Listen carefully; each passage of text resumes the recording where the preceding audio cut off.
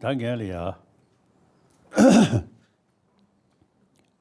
가서는 이제 지시를 지시하면은 तो शुरुआत में कल की तरह मैं करूँगा। शुरुआत में परिचय दूंगा या धर्म परिचय या अर्थात थोड़ा सा ग्रंथ पर चर्चा करूँगा। उसके बाद 나 벌거 롱카셔신 버리게 다바디 쉐이 प्रश्नोत्तर एंड संजय छेदी तो कुछ वर्ष हो चुके हैं। तो मैं अक्सर यही कहता हूँ कि भगवान बुद्ध का जो धर्म है उसका सिद्धांत क्या है और चर्या क्या है। सिद्धांत और चर्या इन दोनों के बारे में बात करता हूँ। तो हर धर्म में चर्या और सिद्धांत दोनों होते हैं।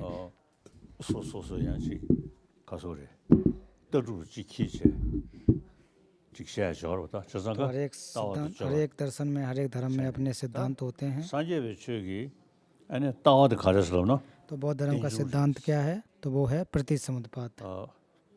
एंड जब 가르스로나 और चर्या अहिंसा की चर्या होती है।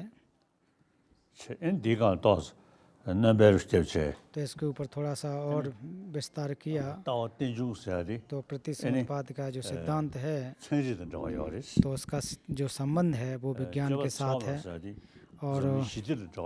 और जो अहिंसा का सिद्धांत है या चर्या जो अहिंसा का चर्या जो सिद्धांत है वो दुनिया से के जो सत्य लोग जीवधारी लोग हैं उनसे जुड़ा हुआ है। जब 처음에 봤잖아요. एंड जब 처음에 봤을 तो जो अहिंसा का जो सिद्धांत है तो सबसे महत्वपूर्ण बात है कि आप दूसरों का लाभ करें, दूसरों को नुकसान न दें, दूसरों का हित करें और जितना हो सके दूसरों का लाभ करें, समाज में लाभ करें। और अगर और बृहद रूप से अगर बात करें तो विश्व में शांति स्थापित हो।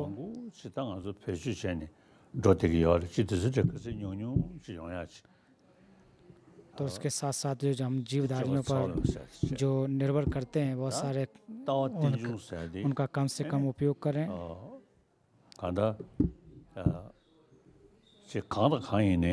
और जहाँ तक प्रतिसमुद्पाद की अगर बात करें तो जो भी हो भी एक दूसरे पर निर्भर होकर के होते हैं। अगर विश्व में शांति होगी तो खुद को खुशी मिलेगी और विश्व का पर्यावरण अगर अच्छा होगा तो आपको भी लाभ मिलेगा। तो इस प्रकार से देखें कि सुख और जो सुख और दुख है वो बहुत सारी चीज़ों की वजह से आती हैं। हम सभी लोग सुख चाहते हैं, कोई भी नहीं है जो दुख चाहता हो। अगर दूसरों को अगर नुकसान देते हो, अगर आप हानि पहुंचाते हो तो फिर तो आपको दुख होगा और दूसरों को लाभ दोगे या फिर मदद करोगे तो आपको खुशी मिलेगी, प्रसन्नता मिलेगी। तो इसलिए अहिंसा बौद्ध धर्म में सिद्धांत को प्रतिसमुद्पाद माना जाता है और चर्या जो अहिंसा रूपी चर्या। तो इसलिए बच्चों लोग जो आप लोगों को ये दो चीज़ों को मानना चाहिए कि बौद्ध धर्म में सिद्धांत और चर्या दो हैं। तो क्या है? अहिंसा का जो चर्या हमारी है और प्रतिसमुद्पाद रूपी सिद्धांत है। तो आपको ये ध्यान रखना चाहिए।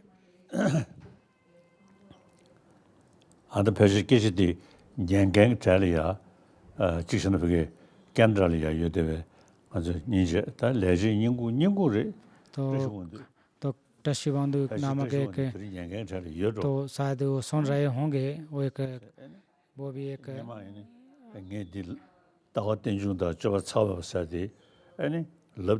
तो मैंने उनको जब मैंने उनसे बात कहें तो उन्होंने टशीबांधु जी ने अच्छी तरह से सुना। वो स्विट्जरलैंड में रहते हैं। तो मैंने उनसे कहा था कि जो चर्या है वो अहिंसा रूपी है और प्रतिसमुद्पाद जो सिद्धांत है वो प्रति शब्द नहीं आया। तो उन्होंने, मुझे याद नहीं आता, उन्होंने खुद कहा था कि जो प्रतिसमुद्पाद का सिद्धांत तो मेरा तो इसलिए आप सारिक रूप में समझें तो ध्यान रखें कि बौद्ध धर्म का जो चर्या है वो अहिंसा है और सिद्धांत प्रतिसमुद्पाद का सिद्धांत है। तो इसके हम बौद्ध धर्म के माध्यम से विश्व शांति की बात कर सकते हैं, पर्यावरण की बात कर सकते हैं और इस जो हमारा जो प्रतिसमुद्पाद है, तो इसको हर जगह पर जोड़ करके देख सकते हैं, अपने शरीर पर भी जोड़ करके देख सकते हैं। तो इसलिए जो 5 प्रकार की बड़ी विद्या, छोटी प्रकार की 5 विद्याएं, जैसे कि शल्य विद्या, चिकित्सा विद्या, प्रमाण विद्या, शब्द विद्या, जो दर्शन विद्या, तो ये जो इनके ये जो 5 प्रकार के बड़े हैं। और जो जहाँ तक जो प्रमाण विद्या है, वो प्रमाण विद्या हमारे बुद्धि को बढ़ाते हैं और हमारे अंदर जो कलुष विकल्प हैं उनको नष्ट करते हैं।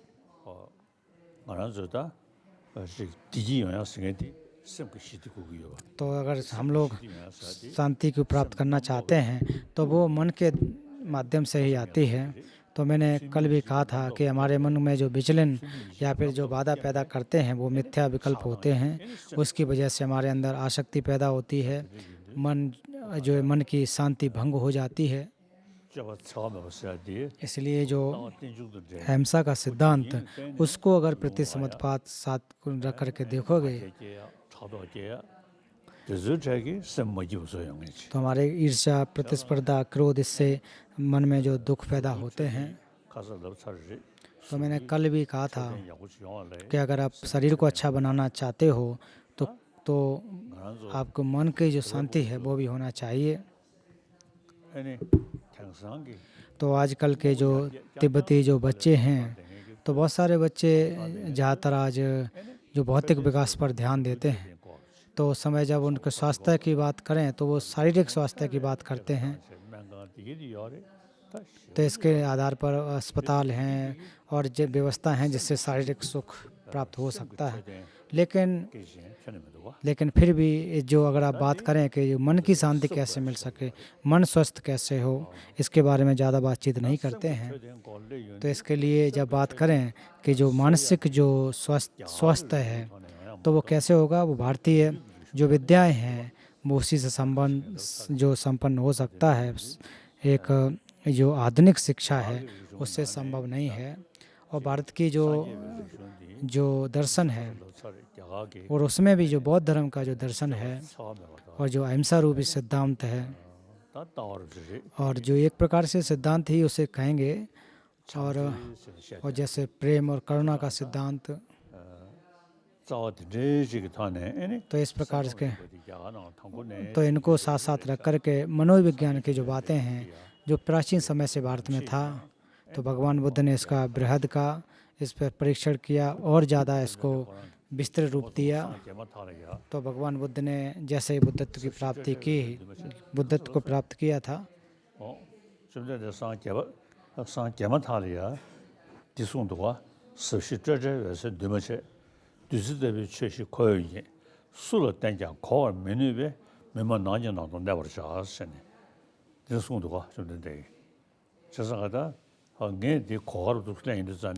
तो जो उन्होंने क्या कहा था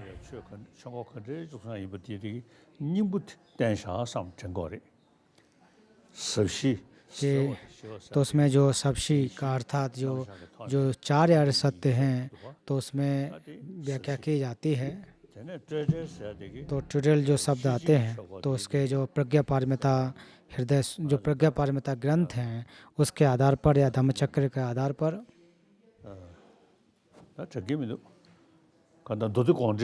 और जो संदर निरपोचन सूत्र के अनुसार अगर आप बात करेंगे तो प्रथम धम्मचक्र उपदेश और द्वितीय धम्मचक्र जो उपदेश जिसको कि स्वभाव से सिद्ध नहीं माना जाता है, तो इसको अगर देखें, इसको द्वितीय धम्मचक्र के रूप में भी मानते हैं, देखते हैं। तो दुमाचे अर्थात असंस्कृत, तो असंस्कृत का अर्थ यहाँ होता है जो मैं अपने अनुसार अगर व्याख्या करूँ तो तृतीय धम्मचक्र उपदेश से संबंध है। तो उत्तर तंत्र के जो सूत्र हैं, तो इसमें जो तृतीय धम्मचक्र जो उपदेश है उसमें आते हैं। तो जैसे एक द्वितीय धम्मचक्र जो उपदेश के समय जो चित्त की प्रभास्वरता है वो द्वितीय धम्मचक्र प्रदेश में कही गई है। तो महायान जो गर्भ सूत्र हैं उसमें भी कहे गए हैं, उसमें ये बात स्पष्ट रूप से नहीं मिलती है। तो मैं अक्सर जो जोनांग परंपरा के संतों तथा अन्य जो शून्य के बारे में जो बात करते हैं, तो अर्थात जो दो प्रकार से उसको स्वास्थ्य सिद्ध नहीं होते हैं। जब विषय के बारे में बात होती हैं तो उस समय जो तंत्र के माध्यम से जो चित्त की सूक्ष्मता है उसमें बहुत सारे अंतर किए गए हैं, बहुत सारे व्यवस्थाएं की गई हैं। तो उसमें भी जो चित्त की प्रवासरता के बारे में भी व्याख्या की जाती हैं।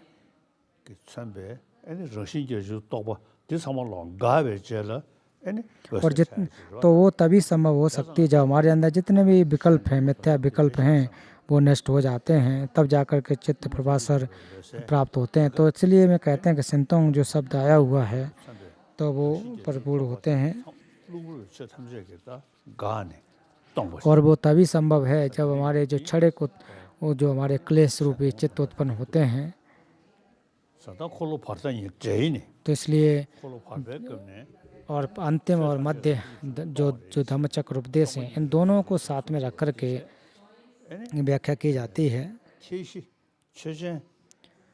और उसके साथ साथ जो विषयक हैं, जो विषय हैं, उसके साथ साथ कलश इत्यादि के आधार पर उसकी व्याख्या की जाती है। तो जितने भी चीज़ें होती हैं वो हमारे प्रवासर चित्त के द्वारा या उसके आधार पर रखा जा सकता है। तो जो महासंपन्न है उसमें भी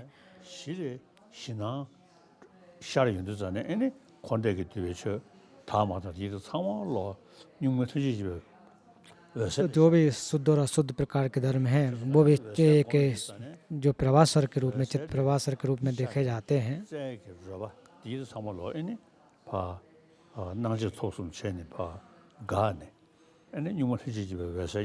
और वो धीरे धीरे जैसे अभ्यास करते जाते हैं तो उसके जो स्थिति तो वो कम होते चले जाते हैं और प्रवासर चित्त हमें परिलक्षित होता है।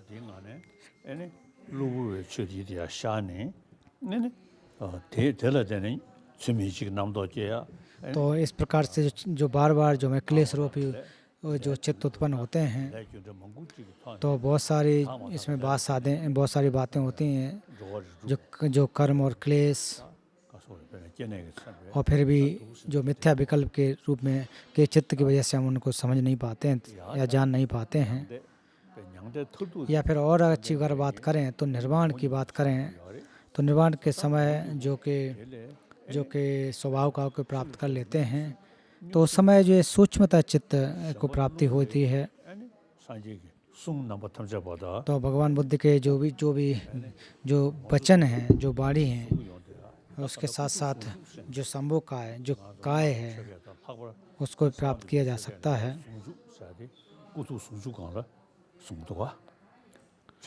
तो उसमें भी तो अपना हित करने के लिए जो कि संभव काय की आवश्यकता रहती है, और वो भी तभी संभव होगा जो प्रवासर के जो चित्त है उसके ऊपर की जो शून्यता है। तो जैसे जैसे ये जो जब हमारे जो चित्त जो सूक्ष्मता हो जाते हैं तो शुद्ध और अशुद्ध दो प्रकार के रहते हैं। तो जब ये प्राप्त करते तो उसी को ही एक टुल्कू के रूप में कहते हैं। और फिर स्व एक प्रकार से जब प्राप्त, और उसमें भी जो हमारे 3 प्रकार के जो काय कहे जाते हैं बौद्ध धर्म के अनुसार, उसमें कोई अंतर आप बाहर से नहीं देखने को मिलता है। तो इस प्रकार से जो सबसी टोटल, तो इसका मतलब जो अर्थ है, अगर इसको तंत्र के माध्यम से रखते हो, सोच करके देखते हो तो निश्चित रूप से उसको समझा जा सकता है।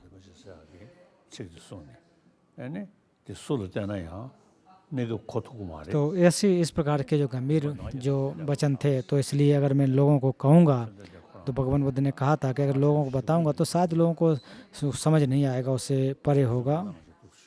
तो इसलिए कुछ दिन तक उन्होंने किसी भी प्रकार का कोई उपदेश नहीं दिया। और उसके बाद उन्होंने देखा कि भारत में बहुत सारे ऋषि मुनि इत्यादि थे। उसके बाद कौंडिन्य इत्यादि जो 5 वर्गीय जो भिक्षु थे उनको उपदेश दिए। तो वो आप जैसा कि आप लोग जानते हैं कि बुद्ध ज्ञान प्राप्त करने से प्राप्त करने से पहले उनके वो साथी थे, उसके बाद उनको छोड़ करके चले आए थे। तो फिर सबसे पहले तो तथागत बुद्ध ने जो 6 वर्ष तक तप तपस्या की, फिर बुद्धत्व की प्राप्ति की, और सब बुद्धत्व की प्राप्ति करने के बाद पंचवर्गीय जो भिक्षु थे उनको उपदेश दिए।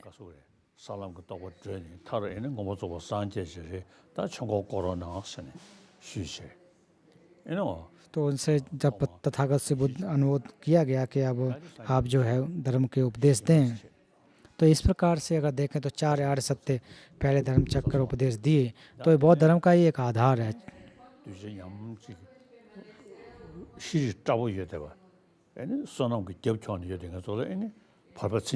और जो कुछ लोगों को जो जिनके बहुत ज़्यादा पुण्य इत्यादि थे, प्रखर बुद्धि वाले थे, तो उनको द्वितीय धम्म चक्र उपदेश या प्रज्ञा पारमिता सूत्रों का उपदेश, फिर प्रज्ञा जो प्रवासवर के रूप में, विषय के प्रवासर के रूप में तृतीय धम्म चक्र उपदेश दिया। तो इस प्रकार से जो भगवान बुद्ध जो किस प्रकार से जो धर्म चक्र उपदेश दिए, और जो शब्द जैसे कि श्लोक पूर्व में कहा गया, तो उसके आधार पर सारी की व्याख्या की जा सकती है। तो तिब्बत में जो बौद्ध धर्म है, तो वो नालंदा से संत रक्षित के द्वारा तिब्बत में ले जाया गया था, और उन्होंने तिब्बत में बौद्ध धर्म का परिचय दिया।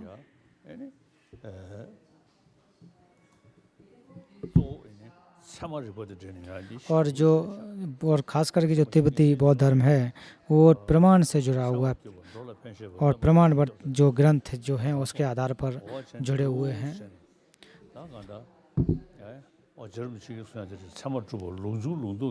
तो फिर जे रिम्पोछे ने भी कहा था कि एक प्रकार लोकजुंग लोकदुंग, एक प्रवेश करने से बाहर निकलने के, तो 2 प्रकार के जो क्रम जो प्रमाण वर्तिका के द्वितीय चैप्टर में, द्वितीय अध्याय में इसकी व्याख्या की गई है। तो जे रिम्पोछे की जो ग्रंथ थे तो इतने कठिन नहीं थे, जटिल नहीं थे, लेकिन अर्थ बहुत ज़्यादा गंभीर हैं। शब्द तो आसान है लेकिन अर्थ बहुत गंभीर हैं।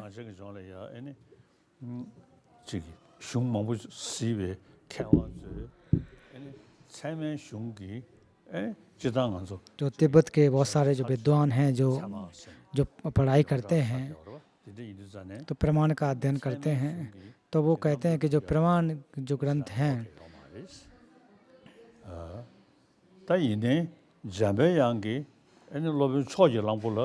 और मंजूश्री ने जो अश्वघोष को, तो समय साथ भारत की एक परंपरा रही होगी।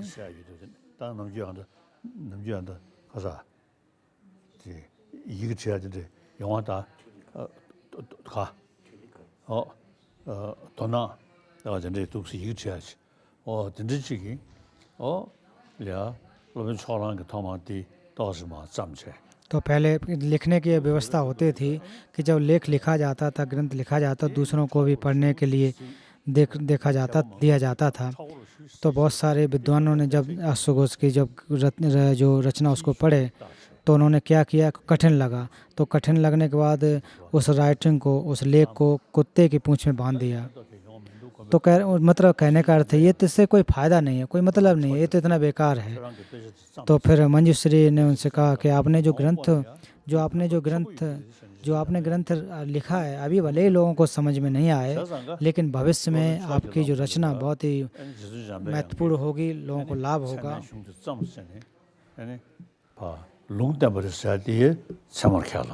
तो उसके बाद जो उन्होंने रचना की है बाद में जाकर के, तो उन्होंने जो पूर्व के विद्वान थे उन्होंने कहा था कि प्रमाण की तो कोई आवश्यकता नहीं है। लेकिन फिर उसके बाद जो मंजूश्री ने उनसे कहा था कि अश्वघोष से कहा कि अभी भले ही नहीं हो, लेकिन भविष्य में जाकर के लोगों को लाभदायक होगी।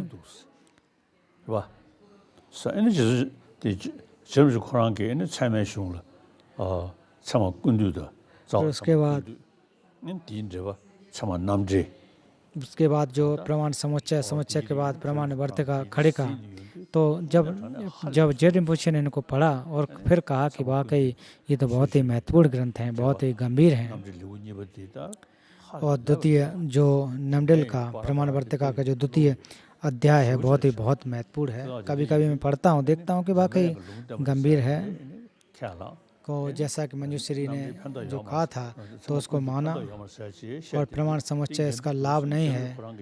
तो उन्होंने ऐसे जो पुरानी जो विद्वानों ने ऐसा कहा था तो उसके बारे में जेरिम्पोछे ने भी लिखा है कि नहीं, ऐसा नहीं है कि जो पूर्व में जो लोग कह रहे हैं और मंजूश्री ने जो कहा है उसके साथ विरोधाभास होता है। ये वास्तव में लोगों के हित के लिए है, लाभदायक है।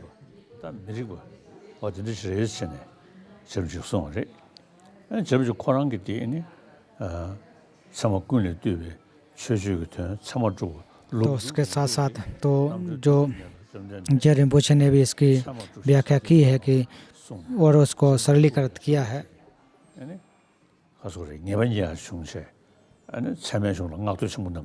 और उन्होंने भी कि जो प्रमाण के ग्रंथ उसकी बहुत ही स्तुति की है, प्रशंसा की है। तो तिब्बत में भी अगर देखें तो साक्य पंडित जो क्षमा ऋक्तिक या न्याय बिंदु भी कहते हैं। और तिब्बती विद्वानों ने प्रमाण के प्रति बहुत ज़्यादा ध्यान दिया। लेकिन जो चीन के ह्वेनसांग तो उन्होंने तो इतना इसके बारे में ज़्यादा ध्यान नहीं दिया। वो इस पर अगर आज के समय में अगर देखें तो प्रमाण ग्रंथों को कई वर्षों तक अध्ययन करते हैं और जो मूल है उसको याद भी करते हैं। और हालांकि बहुत सारी टीकाएं हैं तो उसमें जो टीकाएं हैं उन टीकाओं को साथ में अध्ययन करते हैं। और फिर इसके बाद इसमें परीक्षण करके तर्क करके शास्त्रार्थ करते हैं। और वो भी छपशुचे की जो व्यवस्था है उन्होंने उनकी व्यवस्था के अनुसार शास्त्रार्थ करते हैं। तो एक प्रकार से एक नई व्यवस्था की कि क्यों ऐसा है, किस वजह से है। तो उसमें जो विषय और जो एक न्याय या तर्क तो अलग अलग तरीके जिसमें 4 भाग हैं। तो छपशुचे के द्वारा ये बनाया गया। तो बाकी जो शास्त्रार्थ की विधि है वो तिब्बत के अलावा दूसरे जो बौद्ध राष्ट्र उसमें देखने को नहीं मिलती है। उसके बाद मंगोलिया में भी फैला और बृहद रूप से देखा जाए तो तिब्बत में ज़्यादा मिलता है। तो उसके बाद जो तिब्बत से नेपाल, भूटान, मंगोलिया में भी शास्त्रार्थ की क्रम प्रारंभ हुआ।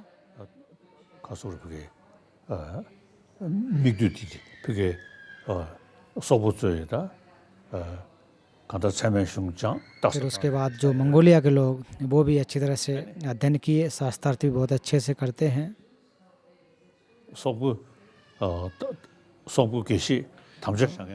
तो सोक्पो मंगोलिया के जो कि एक गेशे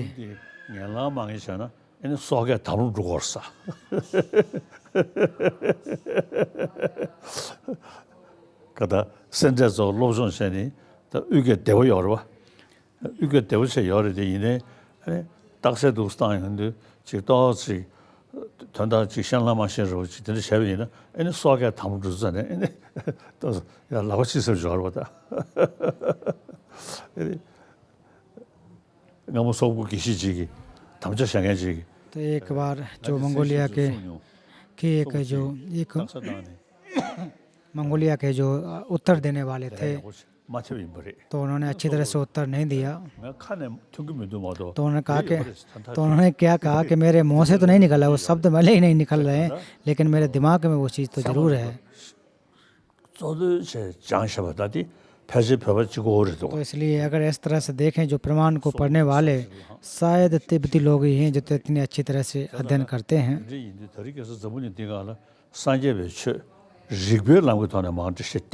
तो आज के समय में जो बौद्ध दर्शन है, जो अध्ययन है, वो जो प्रज्ञा के आधार पर, ज्ञान के आधार पर चलते हैं।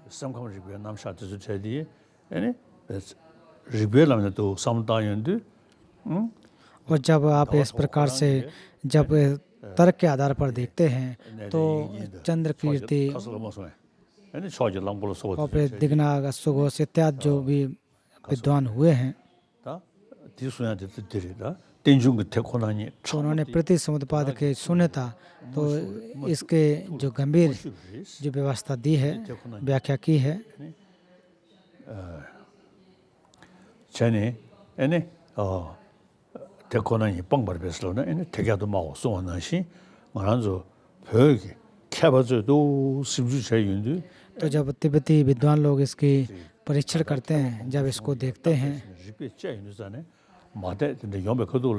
तो कभी कभी कुछ ऐसी जब उनके समझ में नहीं आता है या फिर थोड़ा अजीब सा लगता है, तो तिब्बती विद्वान लोग बहुत सारे उसका एक अलग अलग न्याय की तरीके से, अलग व्यवस्था से उसका समाधान करते हैं। तो बौद्ध इस दुनिया में बौद्ध राष्ट्र बहुत सारे हैं, जहाँ पर बहुत जगह पर बौद्ध लोग हैं, कई करोड़ों की संख्या में लोग हैं, लेकिन फिर भी जो प्रमाण को पढ़ने वाले, उस पर तर्क वितर्क करने, न्याय करने, ये शास्त्रार्थ करने वाले तो देखने को नहीं मिलते। शायद तिब्बती अकेले ही हैं। तो श्रीलंका, बर्मा और जो कंबोडिया इत्यादि देशों में जो ज़्यादातर भगवान बुद्ध के जो त्रिपिटक पर आधारित होकर के त्रिशिक्षा शिक्षा को आधार बना करके अध्ययन करते हैं, सूत्रों को समुचित प्रकार से देखते हैं, तो शास्त्रार्थ की व्यवस्था नहीं है। तो तिब्बत में से पहले चीन में बौद्ध धर्म फैल गया था, वहाँ पर पहुँचा था। तो वेनसांग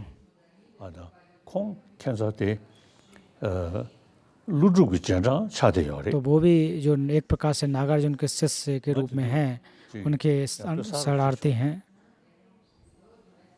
उनके एक शिष्य के रूप में हैं।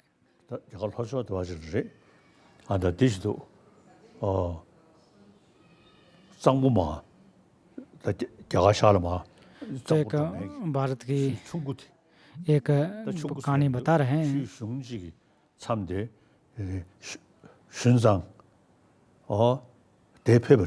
तो कहते हैं कि वेनसांग वहाँ पर भी आए थे। तो एक स्थान है जहाँ पर वो आए हैं।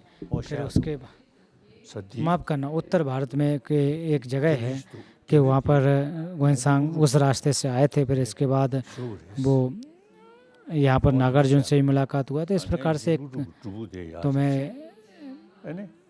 ऐसी कहानी को प्राप्त हुई। तो मैं भी वहाँ पर गया। तो ये कहानी जो है, माफ़ करना, यहाँ से ये रायपुर की है, रायपुर के पास की कहानी है, श्रीपुर। तो वहाँ पर नागार्जुन ने ध्यान किया था। उस स्थान पर मैं गया, उस स्थान पर जाकर पूजा पाठ भी और उनके ग्रंथों को भी पढ़ा। तो वहाँ पर देखा कि वहाँ पर जो सर्प की जो सर्प भी हमको देखने को मिले। तो मैंने देखा कि वहाँ पर ये चीज़ देखने को मिली। तो वहाँ पर कोई आदमी नहीं जाता था। तो ये मुझे लगता है कि ऐसी ऐतिहासिक कहानी तो होते हैं। तो अगर कोई आदमी कोई तो वहाँ रहता नहीं, कोई आदमी नहीं रहता है। तो वहाँ पर एक छोटा सा मुझे वो भी मिला, शंख भी मिला। तो उस शंख को मैंने रख लिया और लेकर के मैं आ गया। तो ये लोग कहते हैं कि जो वेनसांग भी वहाँ पर गए थे, नागार्जुन से वहाँ पर मुलाकात की थी।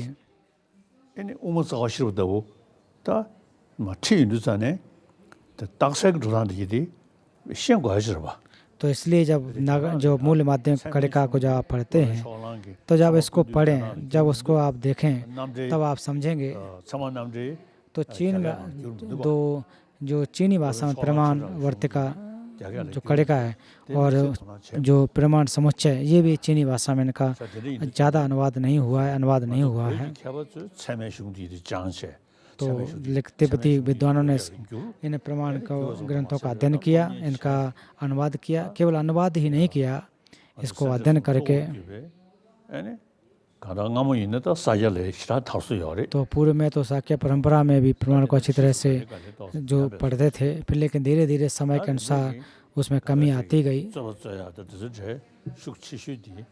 तो जहाँ तक शास्त्रार्थ की बात है, तो वो ज़्यादातर जो गैलुक परंपरा के लोग उसका अध्ययन करते हैं।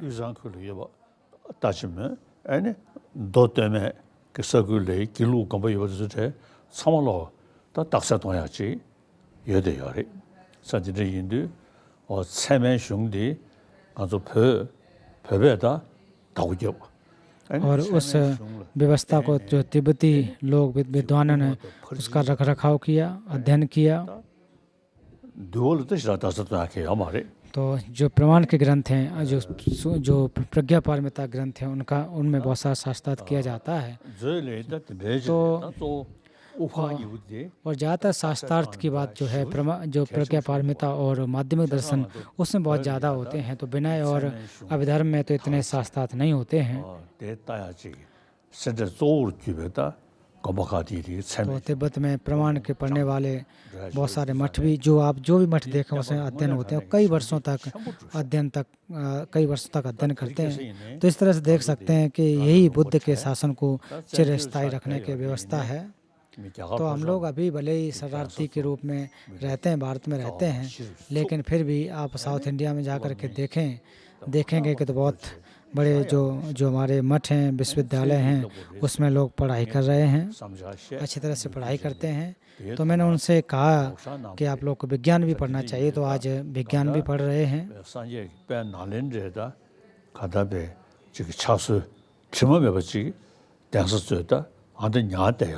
तो जो बौद्ध धर्म की जो विशुद्ध परंपरा है, तो आज भी हम उसको रख रखाव कर रहे हैं, अध्ययन अध्यापन कर रहे हैं। और इसके साथ साथ जो विज्ञान का जो अध्ययन है, आधुनिक विज्ञान का व्यवस्था है, उसका भी हम अध्ययन करते हैं। तो आजकल जो बौद्ध धर्म की बात करें तो बौद्ध धर्म अच्छी तरह से यहाँ पर है। तो तिब्बत और मंगोलिया में भी अच्छी तरह से इसका अभ्यास करते हैं। लेकिन पूर्व में तो अच्छी तरह से रहा, लेकिन अभी क्या हुआ कि बीच में कुछ ध्यान नहीं दिया और बहुत ज़्यादा कट्टरपन भी आ गया। जैसे कि स्कूलों में अगर देखें तो कुछ लोग के यहाँ पर स्कूलों में बौद्ध धर्म पढ़ाओगे तो ठीक नहीं है, प्रमाण पढ़ाओगे तो ठीक नहीं है। तो ऐसी भी पहले भी बातें हुई थी। तो एक प्रकार से ये एक ज़बरदस्ती वाली बात थी, तो वो ठीक नहीं होती है। तिब्बत में ऐसी व्यवस्था रही है। तो फिर उसके बाद जा कर के यहाँ पर भी इस चीज़ों को अलग किया कि इसके अध्ययन करना चाहिए। और उसके बाद जो हिमालयन जो क्षेत्र हैं, तो एक संघ बनाया कि उसके बाद उन्होंने संघ तो बनाया और संघ बनाया को उसमें कहा कि जो भी हिमालयन क्षेत्र हैं उस जो भी मंदिर हैं उसको एक अध्ययन केंद्र के रूप में बनाओगे। बाद में क्या हुआ क्या नहीं मुझे तो जानकारी नहीं है। तो लोशन रिम्पोछे ने एक प्रकार से जो संघ बनाया, तो अच्छी बात है, मैंने उसकी प्रशंसा भी की। अगर हिमालयन क्षेत्र में इस प्रकार से आप करते हो तो अच्छी बात है, क्योंकि ये आपका अपना राष्ट्र है, अपना देश है, आपकी ज़मीन है, तो आप कर सकते हो।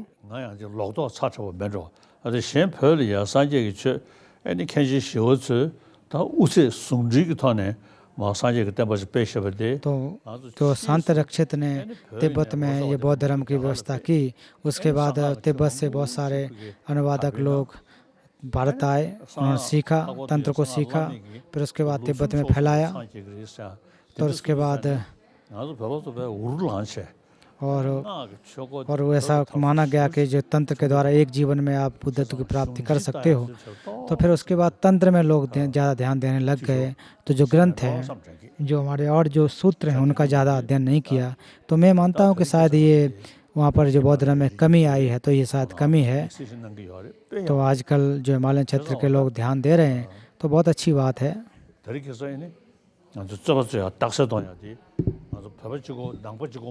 तो आजकल जो शास्त्रार्थ करने वाले लोग हैं वो केवल बौद्ध ही नहीं हैं, और केवल बौद्ध लोगों के लिए है ऐसी बात भी नहीं है। तो जो भी पढ़ना चाहे उसको पढ़े तो अच्छी बात होगी।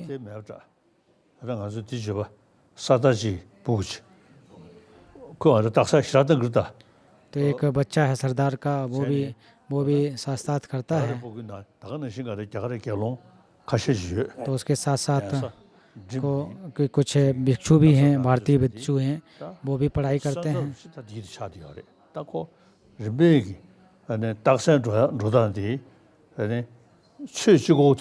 तो ये केवल कोई धर्म की बात है ऐसी बात नहीं है। तो दूसरी जो विद्या है उसमें भी हमें सीखना चाहिए।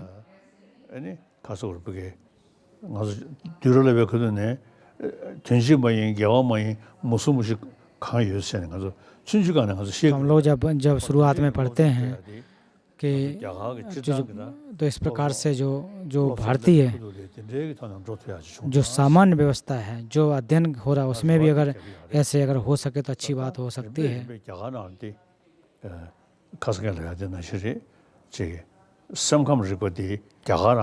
तो जैसा कि पूर्व में भी कहा था कि जो मनोविज्ञान है वो भारत से शुरुआत हुई थी और भारतीय स्कूलों में अगर इनका अध्ययन हो सके तो और अच्छा हो सकता है। तो पूर्व में जैसे कि गांधी जी ने भी अहिंसा का सिद्धांत को अपनाया और लोगों में दिया।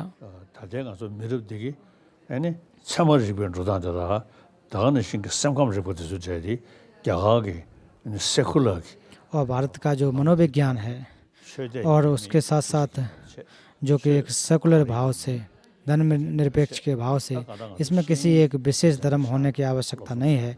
तो इसको एक आप ज्ञान के रूप में विद्या के रूप में लें तो विद्या के रूप में हो सके तो अच्छा हो सकता है। मैं भी एक उम्मीद कर रहा हूँ, मेरी भी एक आशा है कि ऐसा हो। कभी कभी भारतीयों से मैं एक मजाक तौर पर कहता हूँ कि पहले आप हम लोगों के गुरु हुआ करते थे, आप लोग हमारे गुरु हुआ करते हो, हम लोग चेला हैं। लेकिन आजकल के समय में एक प्रकार से उल्टा हो गया कि जो गुरु लोग हैं वो ध्यान नहीं दे रहे और जो चेला हैं तो वो अभी तक अच्छी तरह से ध्यान दे रहे हैं। तो आज के समय में जो गुरु और चेला में जो है परिवर्तन हो गए, एक दूसरे के स्थान पर आ गए हैं। तो पूर्व के जो भारतीय जो गुरु होते हैं वो अब चेला हो गए, जो आज जो चेला वो अब गुरु के रूप में परिवर्तित हो गए हैं। तो अभी तो आजकल ऐसा समय हो गया कि जो भारत के लोग हैं ज़्यादा ध्यान इस पर नहीं दिए। तो इसलिए ये जो हमारी जो व्यवस्था है भारत की उसको अच्छे से अध्ययन करना चाहिए।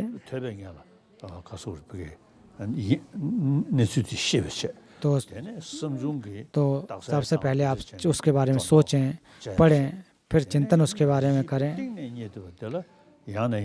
फिर बार बार उसका अभ्यास करें।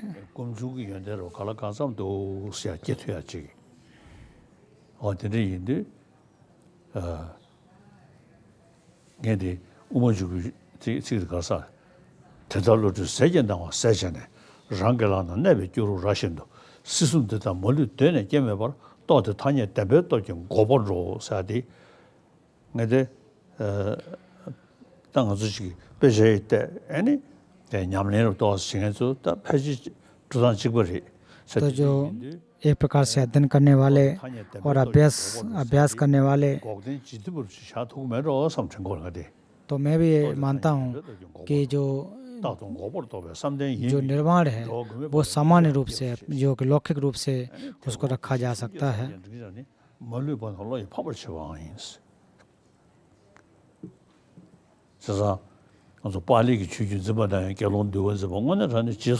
तो जो पाली परंपरा के मानने वाले भिक्षु लोग हैं तो मैं उनकी बहुत प्रशंसा करता हूँ और उनकी मैं अनुमोदन भी करता हूँ। और एक बार जो सिंगल या श्रीलंका के भिक्षु लोग से मुझे मुलाकात हुई तो उन्होंने पाली की परंपरा से उन्होंने अपने पाली का पाठ किया, तो मैं भी उनमें श्रद्धा रखता हूँ। तो मेरे श्रीलंका के कुछ बर्मा के, थाईलैंड के कुछ भिक्षु लोग हैं मेरे जान पहचान के, मैं मजाक के तौर पर उनसे कहता हूँ कि तुम प्रमाण तो नहीं पढ़ते हो। तो ये उसी प्रकार से जिस प्रकार से किसी आदमी के मुंह में दांत ना हो, अगर कोई कठिन खाना या जटिल खाना हो तो उसको तो आप खा नहीं सकते, केवल आपको उसको तो एक प्रकार से निगल ही सकते हो। लेकिन हम तिब्बती लोग उसको बहुत गंभीरता से पढ़ते हैं। तो वो उसी प्रकार से जैसे कि किसी के दांत हो तो कोई भी चीज़ जो कि जटिल हो तो उसको भी खा सकते हैं। तो उनसे मजाक के तौर में कहता हूँ, उनसे ऐसे ही उनको चिढ़ाता हूँ। तो आपको भी कहने का अर्थ कि मैं उनसे कहता हूँ कि आपको प्रमाण पढ़ना चाहिए।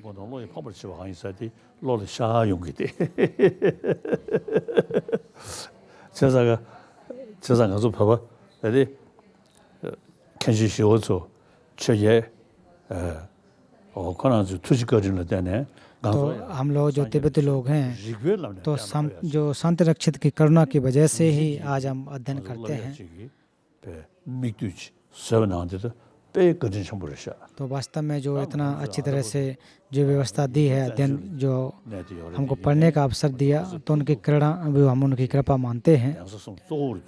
और आज भारत में भी जो 3 हमारे जो मठ हैं टशिलुंगबो और इसके अलावा गांधन इत्यादि तो वहाँ पर जो अध्ययन करते हैं। और हिमालय क्षेत्र में भी जो भिक्षु लोग जो अध्ययन करते हैं उनको मैं धन्यवाद देना चाहता हूँ कि आपने उसका रख रखाव कर रखा है। तो मैं तिब्बती लोगों से कहना चाहता हूँ कि जब आप तिब्बती परंपरा या व्यवस्था के बारे में कहते हैं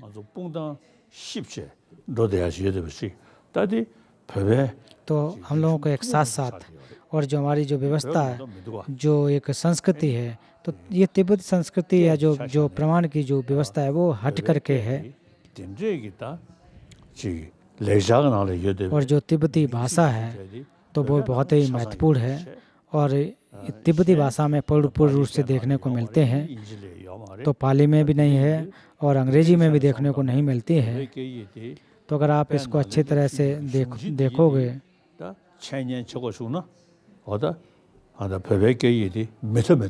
इस प्रकार से अगर अच्छे से प्रमाण इनकी अगर व्याख्या कोई करना चाहे तो शायद तिब्बती अलावा दूसरी भाषा देखने को नहीं मिलती है।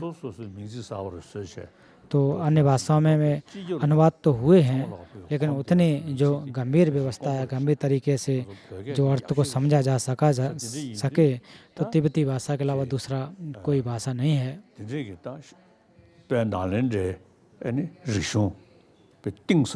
श्री नालंदा की जो गंभीर जो संस्कृति अगर कोई लंबे समय तक इसको लंबे समय के लिए कोई अध्ययन करता है तो शायद यही एक व्यवस्था रहती है। तो इसलिए हमको जो अपनी परंपरा को एक व्याख्या किया जा सकता है। हालांकि भारत से ही इसका उत्पाद हुआ था लेकिन तिब्बत में कई वर्षों तक सैकड़ों वर्षों तक रख रखाव किया। तो ये जो विद्या है बहुत ही महत्वपूर्ण है। तो जो तिब्बत की कला संस्कृति आज यही तिब्बत की बनी हुई है। तो अब तो चीन में भी देखें तो चीन में सबसे ज़्यादा जो बौद्ध लोग चीन में रहते हैं। तो भविष्य में जो चीन के जो बौद्ध लोग हैं उनको मदद कर सकते हैं। और आज के समय में भी कि जो चीनी लोग हैं वो तिब्बती बौद्ध धर्म के प्रति बहुत ध्यान रखते हैं। तो भविष्य में आकर के अगर इनको भी अगर हम सहयोग करोगे उनको भी पढ़ाने का अगर हम काम करते हैं तो निश्चित रूप से ये बहुत ही लाभदायक हो सकेंगे।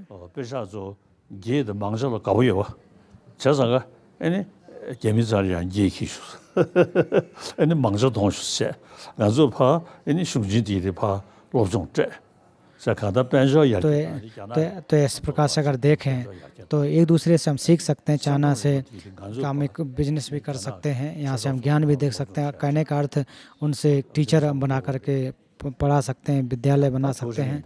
तो इसके बाद प्रश्न उत्तर होंगे। अरे का चंदा धरियांदा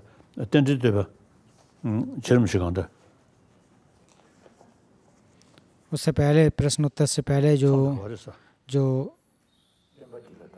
प्रतिसमुद्पाद के सुभाषित वचन हैं उनका थोड़ी शुरुआत करेंगे।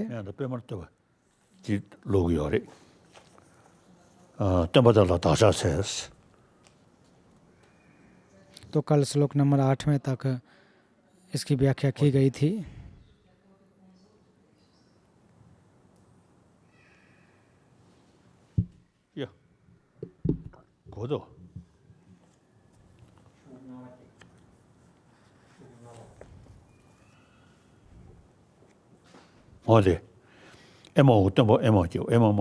अहो शास्ता अहो शरण अहो परम वादन अहो नाथ। मैं उस शास्ता को प्रणाम करता हूँ जिसने प्रतिसमुद्पाद का सदुपदेश दिया।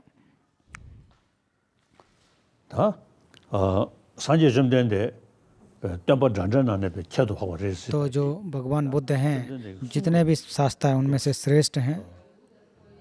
하나 वो कैसे हैं, ये उनके ग्रंथों को, उनके त्रिपिटक को देख करके समझा जा सकता है, क्योंकि उन्होंने सिद्धांत के बारे में बहुत ही गंभीर उपदेश दिए हैं। 다 되는 완전히 가서 넣어야게. 아니 두는 되고 취임을 तो जैसा कि 덤버때 좋아주세요. 취임 덤버때 तो कहा था कि जो सुनता या भी स्वभाव से जो चीज़ें हैं उनके बहुत बहुत तरीके होते हैं, अलग अलग तरीके होते हैं। तो हमारे जो शास्त्रों की या फिर त्रिपिटकों की संख्या देखें 100 के ऊपर, और सूत्रों माफ़ करना, जो सूत्रों की संख्या 100 से ज़्यादा और उसके साथ शास्त्रों की संख्या 200 से अधिक है। तो जो शास्त्र हैं उसमें भी अगर आप देखें तो नागार्जुन के 6 ग्रंथ और अन्य विद्वानों की भी उसमें रचनाएं हैं, और ये बहुत ही गंभीर तरीके से व्याख्या की गई है। तो हम लोग जो सूत्र और शास्त्र की जब बात आती है तो उसको एक पूजा पाठ की सामग्री के रूप में देखते हैं, तो इस तरह से नहीं देखना चाहिए। उसको एक अध्ययन सामग्री, किताबों के रूप में देखना चाहिए।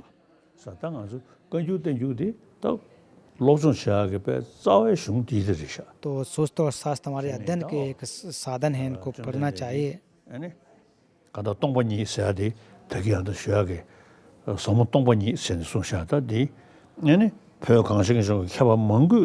तो शून्यता का जो दर्शन या ज्ञान है उसको बारे में बहुत सारे जो तिब्बती विद्वानों में माध्यमिक जो ग्रंथों की रचना की है, टीकाएं भी लिखी हैं। माध्यमिक दर्शन जो सिद्धांत है, जो माध्यमिक सिद्धांत, और उनको प्रमाण के साथ जोड़ करके व्याख्या की गई है।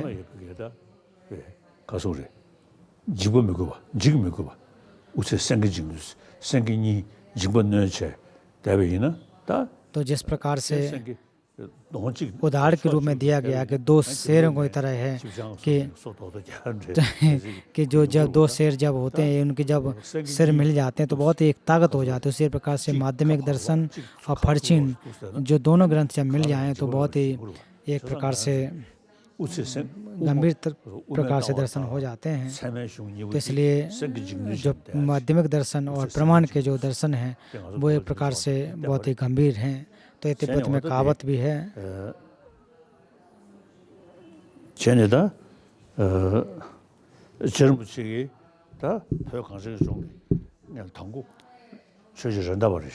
तो पहले जो एक रिंदावा नामक आचार्य थे, दुंडो ब्रिंचिन,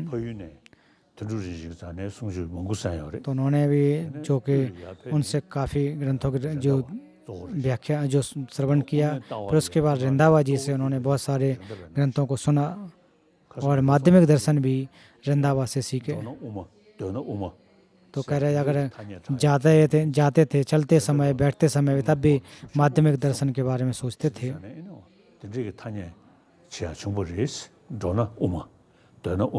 तो एक प्रकार से कहावत भी बन गई कि उनके रग रग में माध्यमिक दर्शन बस गया था। तो रिम्पोचे ने भी जो रिंदावा से सीखा।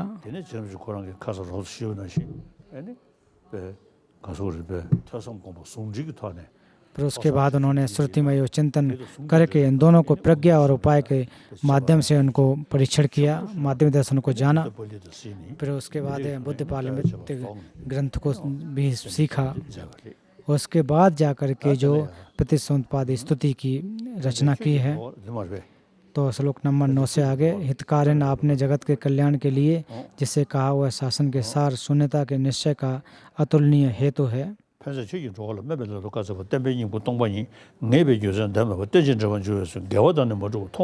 उस समय प्रतिसंबंधाय को जो विरुद्ध और अशुद्ध देखते हैं वे अन्य लोग आपके सिद्धांत को ठीक से कैसे जान सकेंगे।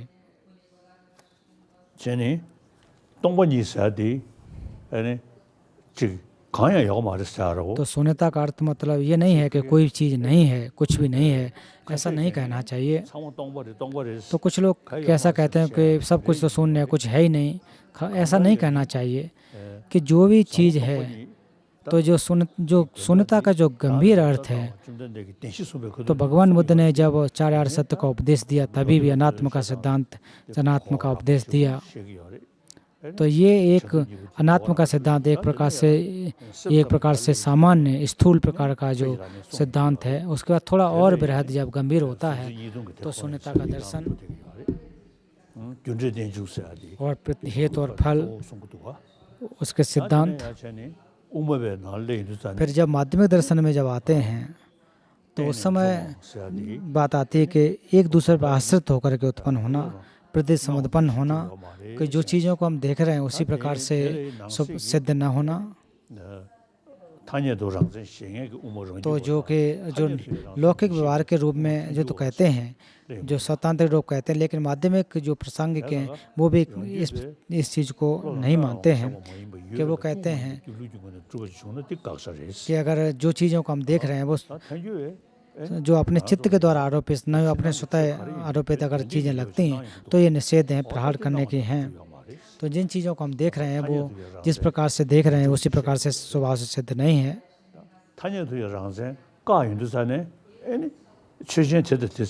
तो जब आप इनको एक प्रकार से निषेध करोगे, जब उनको ऐसे प्रहार करोगे तो शायद,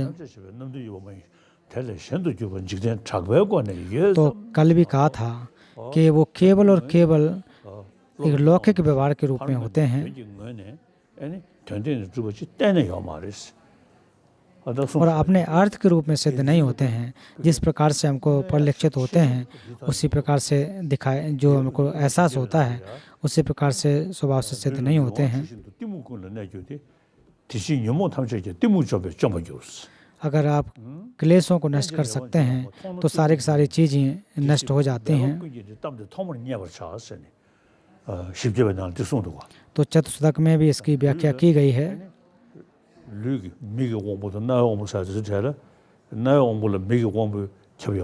तो जैसा कि चक्षु विज्ञान है उस पर जो हमारे घ्राण विज्ञान है वो वहाँ पर व्याख्या तो नहीं है, लेकिन हमारी जो जो जहाँ तक जो आप त्वचा की बात करें तो वो हर जगह व्याप्त होती है। उसी प्रकार से जो हमारे जो कि काय के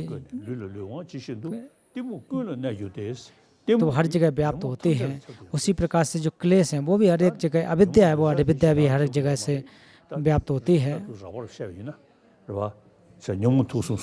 तो जो कि तीन प्रकार के विषय अलग अलग कहे जाते हैं, राग द्वेष मोह, लेकिन फिर भी अविद्या वो तीनों पर आश्रित होती है, मोह तीनों पर नहीं होता है। इस प्रकार से समझना चाहिए। अगर आप वास्तव में अविद्या को नष्ट कर देते हैं तो हर एक प्रकार के जो क्लेश हैं वो नष्ट हो जाते हैं।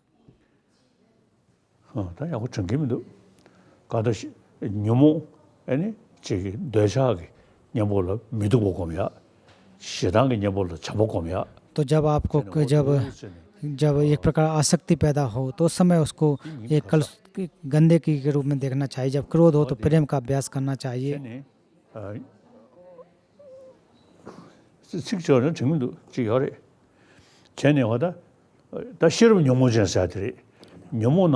तो क्लेश जो हैं तो उसमें प्रज्ञा रूपी भी क्लेश होते हैं, तो वो वास्तव में सबसे खतरनाक या कहा जाए तो वो ज़्यादा गंभीर होते हैं।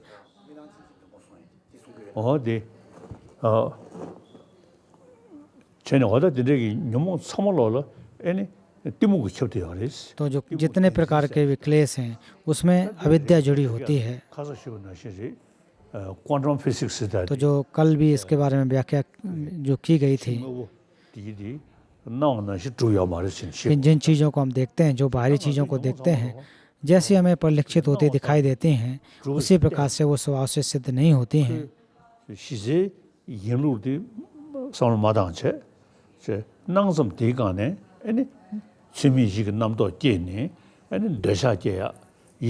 और मिथ्या विकल्पों की वजह से ही हमें आसक्ति पैदा होती है। जो कोई चीज़ अच्छी लगती हैं तो उसमें आसक्ति पैदा हो जाती है, और जो चीज़ें हमें अच्छी नहीं लगती उसमें प्रति एक घृणा पैदा हो जाती है। तो ये सारी की सारी जो चीज़ें हमारी मिथ्या विकल्पों की वजह से ही आते हैं।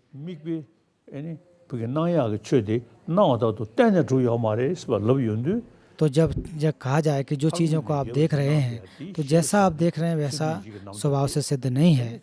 वो किस वजह से होता है? वो मिथ्या विकल्पों की वजह से उसको बड़ा चढ़ा करके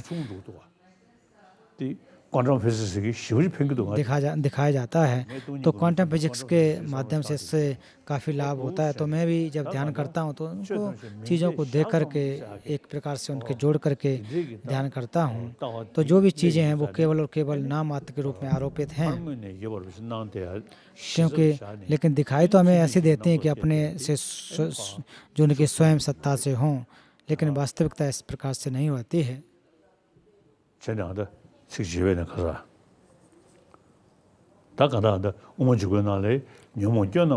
तो माध्यमिक अवतरण में भी कहा जाता है, तो वो कहते हैं कि जो भी क्लेश इत्यादि जो हैं तो जैसे हमें दिखाई देती हैं वैसे सिद्ध नहीं होती हैं। तो इसी चीज़ का जो कि योगी लोग होते हैं वो प्रहार करते हैं। तो निश्चित रूप से इससे लाभ होता है, जो मिथ्या विकल्पों को हटाने के लाभ होते हैं। तो नागार्जुन ने भी कहा है कि जो शून्यता के द्वारा ही जो हमारे क्लेशों को नष्ट किया जा सकता है। तो इसके बारे में जो खुनरामा रिम्पोचे थे वो संस्कृत को अच्छी तरह से जानते थे। तो उन्होंने मूल माध्यमिक कार्य की जो ग्रंथ है मैंने उनसे सीखा। तो उस समय उन्होंने मुझसे कहा था कि जो क्लेश और कर्म हैं जो भी हमारे विकल्पों से बनते हैं, तो उन्होंने एक तोंबा नी दो शून्यता में शून्यता से, तो उन्होंने दो शब्दों का उपयोग में और से। तो शून्यता का, तो जब शून्यता का कहते हैं तो उसका मतलब होता है कि मार्ग का बात कर रहे हैं कि शून्यता में, तो उसका अर्थ शून्यता से होते हैं। जो निरोध सत्य है उससे उसका संबंध होता है।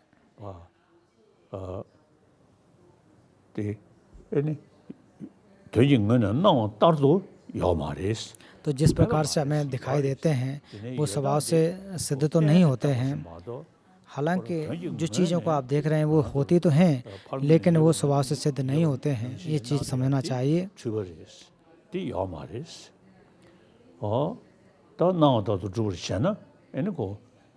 अगर वास्तव में जिन चीज़ों को जो हमें दिखाई दे वैसे हों, तो वास्तव में वो एक अज्ञानता की चीज़ें होती हैं। एक जिन चीज़ों को हम देख रहे हैं तो वो वैसा ही लगता है कि वो अपने स्वतंत्र सत्ता से अपने से हैं। तो इसी को कहा जाता है कि जो स्वभाव सिद्ध नहीं है, लेकिन नहीं है ऐसा नहीं कहा जा सकता है, लौकिक रूप से होते हैं। तो इसी प्रकार से इसी प्रतिसंबंधवाद कहा जाता है।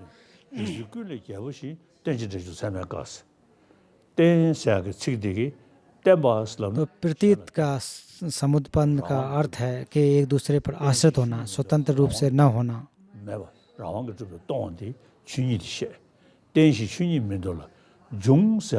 तो जुंग शब्द जो है तो उत्पाद अर्थात भव का अर्थ है कि विभिन्न प्रकार के हेतुओं पर निर्भर होकर के उत्पाद होना।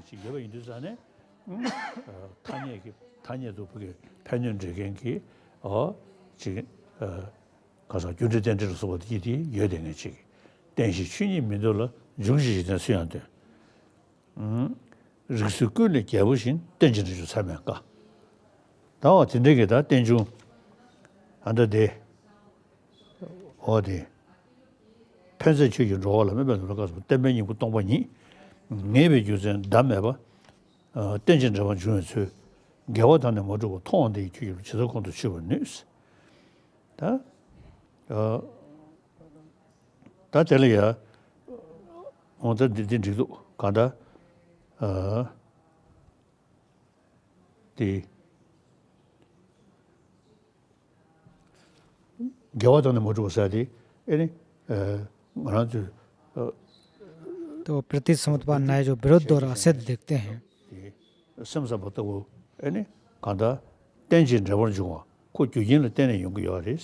तो प्रतीत समुत्पन्न जो हैं वो हेतु पर निर्भर होकर के आते हैं। तो इस वजह से उनको एक लौकिक व्यवहार के रूप में व्यवहार में है ये मानना चाहिए। तो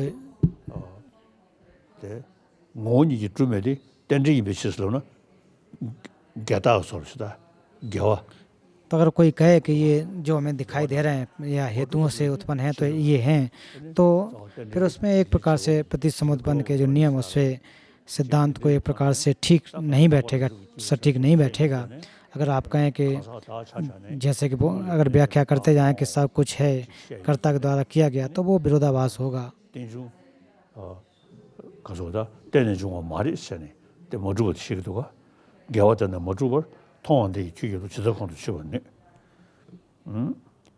क्यों नमशी तो आपका जब शून्यता प्रतिसमुत्पन्न अर्थ में देखेंगे तब स्वतः शून्यता एवं क्रियाकर्ता को उपपत्ति भी अविरुद्ध सिद्ध होगी। उससे विपरीत देखने पर शून्य में क्रिया की अयोग्यता कैसे होगी? क्रियावान में शून्यता का अभाव होकर विषम प्रपात में पतन होगा। तो इस पर अगर आप देखोगे तो फिर वो जो यहाँ पर ये आप एक प्रकार से विरोधाभास होगा।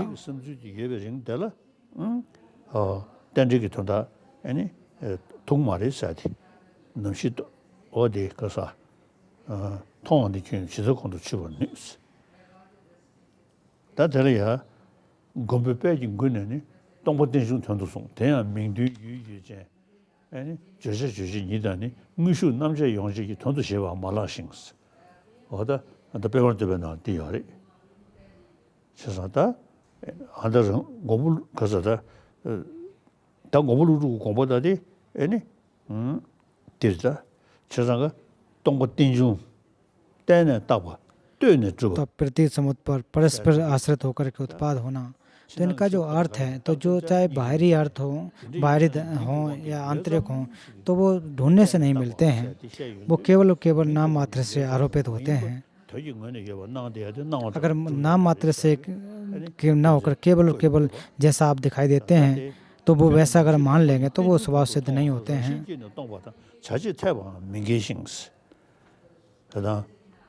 땡중 때는 딱 봐 생각해. 때는 딱 봐. 균전도 제디 원이 주요 말스 럽주잖아요. तो जब हम कह रहे हैं कि स्वभाव से सिद्ध नहीं है, तो इसका मतलब अपने अस्तित्व में नहीं होंगे, अस्तित्व मतलब स्वभाव सिद्ध नहीं होंगे। तो वो कैसे होंगे कि विभिन्न प्रकार के हेतुओं से, बहुत सारे हेतुओं से मिले होंगे।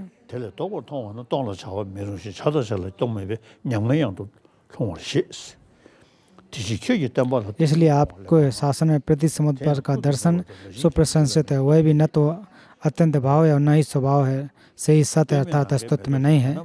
निरपेक्ष कवकुश के समान, इसलिए अनाश्रित भी नहीं है। आपके स्वभाव से सिद्ध होने पर हेतु और प्रत्यय पर आश्रित विरुद्ध होगा।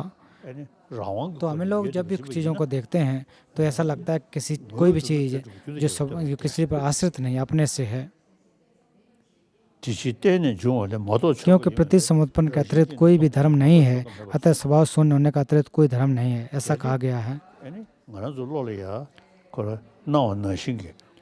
अगर जैसा हम देख रहे हैं, अगर बस जैसा हम देख रहे वैसा ही अगर स्वभाव से सिद्ध अगर हो तो फिर इसका मतलब वो है दूसरे हेतुओं पर तो निर्भर नहीं करेगा। तो एक प्रकार से स्वभाव का परिवर्तन नहीं होता, इसलिए धर्मों का कोई स्वभाव होगा तो निर्माण की उत्पत्ति नहीं होगी और सभी प्रपंच का निर्माण नहीं होगा। इसलिए विद्युत समुदाय में संज्ञात के साथ साथ बार प्रतिपद इस का कौन उल्लंघन कर सकता है कि सर्वधर्म स्वभाव से रहित हैं।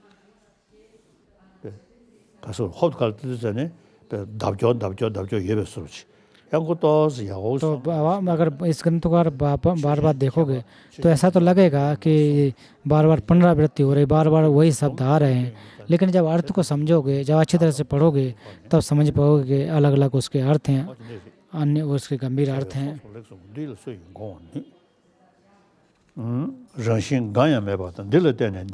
यह कहने की आवश्यकता नहीं है कि स्वभावतः कुछ नहीं है तथा अमुक पर आश्रित करके अमुक की उत्पत्ति सारी व्यवस्था मुक्त, ये दोनों असंगत हैं। तो हर चीज़ें जो एक दूसरा आश्रित हैं, प्रतिसमुत्पन्न होने के कारण अंतर्दृष्टि पर आश्रितता नहीं होगी। हे नाथ, ऐसा सदुपदेश तो आपके वचन की अनुरतता का कारण है। 선서 제 제가 나왜 여자세 시다디 그게 낭잠 다 지당이나 나왜 매자세 거다 또 우메다와 투무 뭐지기 때는 딱 봐. तीन छमो तो माध्यमिक दर्शनों के अनुसार जब आप गंभीरता से अगर आप सोचोगे तो जैसा चीज़ें आप देख रहे हैं उसी प्रकार से वो स्वभाव से सिद्ध नहीं है, ये आप एक प्रकार स्पष्ट रूप से कह सकते हैं। तो कैसे दिखाई देते हैं? वो केवल एक अर्थ के लौकिक रूप में दिखाई हमें देते हैं।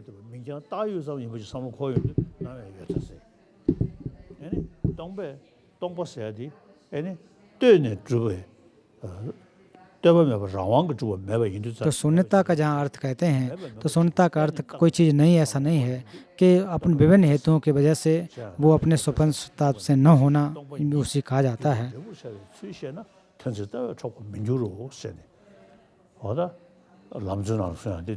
तो जो कि भावना त्रिविध मार्ग क्रम में इसकी व्याख्या की गई है।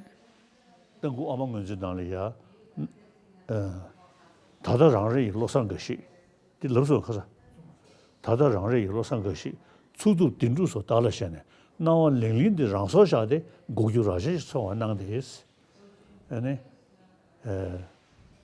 전에 내가 뭐비비 샤샤마나 아마 개모도 저도 두고스 다가다 낭섬 니네 그 그릇는 것도 되지거나 입는 거 같아. तो जो जिन चीज़ों को हम देखते हैं वो कैसे हैं, वो अर्थ के रूप में है ऐसा हमें लगता है, लेकिन जब परीक्षण करते हैं तब वो वास्तविकता नहीं होती है।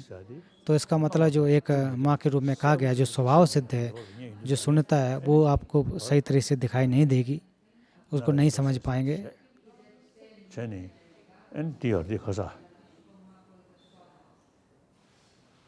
내가 뭐 비비 셰셰마나 아마 개모도 저도 누구 없어. 아니. 가서 가. 가서.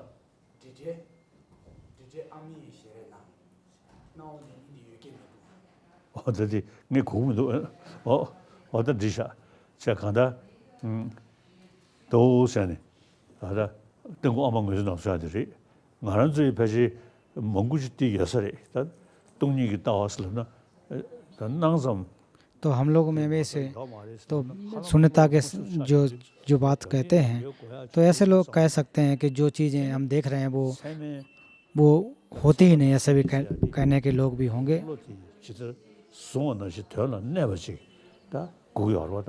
तो जिस प्रकार से चीज़ों को हम देख रहे उसी प्रकार से जानने का भी एक चित्त होना चाहिए।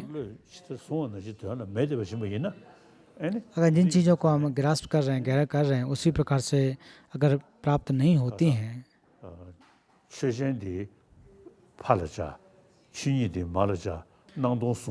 तो इस प्रकार से जो अलग अलग तरीके से व्याख्या की जाती है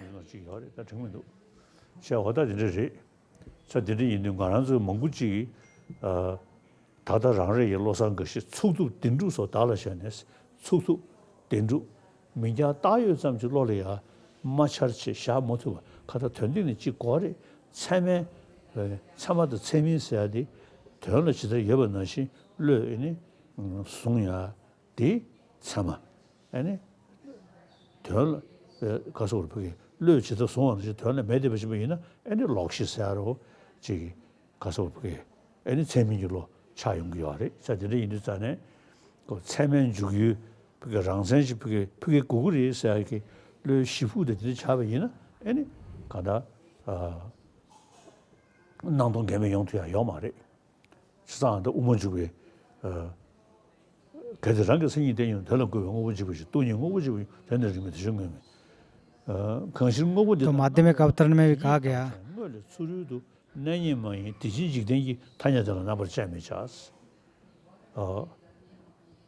ऐने दो लुंगदे जाने चनो रंगदों तो किस प्रकार से सो लक्षण से हैं कि नहीं, किस प्रकार से उनका जो एक अपना लक्षण अपने से है कि नहीं, ये भी जानने की जरूरत रहती है। तो और अलग अलग तरीके से अलग अलग ग्रंथ में लगभग ऐसी व्याख्या की जाती है। तो इनको सार के रूप में समझें कि वो नाम मात्र के रूप में होते हैं। तो कभी कभी हमें लगता है कि नाम मात्र के रूप में है, तो इसका मतलब ऐसा आ जाता है कभी कभी कि शायद कोई चीज़ नहीं है, तो ये एक प्रकार से मन में एक विचार आते हैं।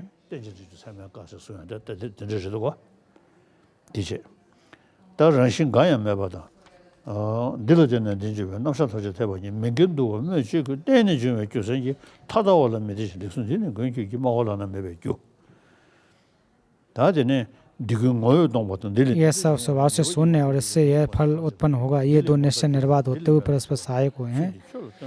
इन आश्चर्यजनक और अद्भुत क्या हो सकता है। इस प्रकार आपकी स्तुति करें तो स्तुति होगी, अन्यथा नहीं।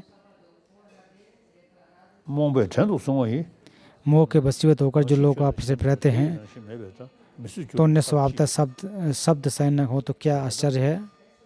가다다 지 무디고 다도 다와 तो इसमें जो तीर्थांतिक जो आत्मा को मानने वाले हैं तो उनके नांगवे नाले इने 제 चरामोद दोदेबोद और बौद्ध धर्म के अनुसार भी जो कि व्यवहारिक स्वतंत्रिक और चित्रमात्मादि और माध्यमिक दर्शन के अनुसार जो नाम मात्र की सत्ता को मानते हैं और जो जिन चीज़ों को हम देख रहे हैं उसी प्रकार से वो स्वभाव से सिद्ध नहीं होते हैं। तो उसमें भी एक जो सामान्य विषय के बारे में भी बात होती है। 진리기다 가소래 지금 소소 중도 심리에 대해 뒤뒤기 대정신 매배자 미수줄로 사지 क्योंकि सुंग जेब आपके प्रिय वचन को सप्रति समद्वाद स्वीकार करके शून्यता का स्वर नशय पाने वालों को मैं आश्चर्य में पड़ गया हूँ। ऐने को 던딩이 이게 시행이 사네 그 때는 딱상 사지 로로 책임은 누가 그 던딩이 तो ये चीज़ें जो नाम मात्र से हैं तो वो हमें जो आभासित होती है लेकिन हम उसको उतनी तरह से ठीक से समझ नहीं पाते और केवल नाम मात्र में ऐसा आ जाता है। निस्वभावता में अनाय के अनुत्तर द्वारा प्रतिसमुत्पाद के नाम पर जब स्वभाव ग्रहण किया जाता है तो परम आर्यों द्वारा आसेवित अद्वितीय प्रवेश तट को प्रसन्न करने वाले सुमार्ग पर वे वस्तुतः किस उपाय से लाए जा सकते हैं।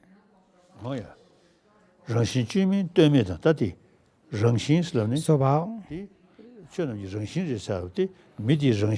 तो जैसा कि स्वभाव की बात कहते हैं तो वो अकृत्रिम होते हैं, वो उसका एक प्रकार से अकृत्रिम रहता, कोई बनावट नहीं होती है और निरपेक्ष है तथा प्रति समुत्पाद सापेक्ष कृत्रिम है। और प्रति समुत्पाद जो है तो प्रति समुत्पाद बहुत सारे चीज़ों से मिला हुआ होता है, वो प्राकृतिक होता है। ये दोनों एक ही आधार पर अवरुद्ध और संगत कैसे होंगे। इसलिए जो प्रति स्वभाव से तो आरंभ से ही विभक्त तथा उसी स्वभाव विवेकता पर से आसक्त होता है। आपके द्वारा जैसा निर्देश को उस पर कोई भी प्रतिवादी धर्म समान नहीं कर सकता है, ऐसा अभी कहना भी मुझे इस प्रतिस्मृत देशना से भलीभांति ज्ञात हुआ है। और माध्यमिक दर्शन खासकर स्वतंत्रिक और प्रासंगिक और भाव विवेक को भी देखें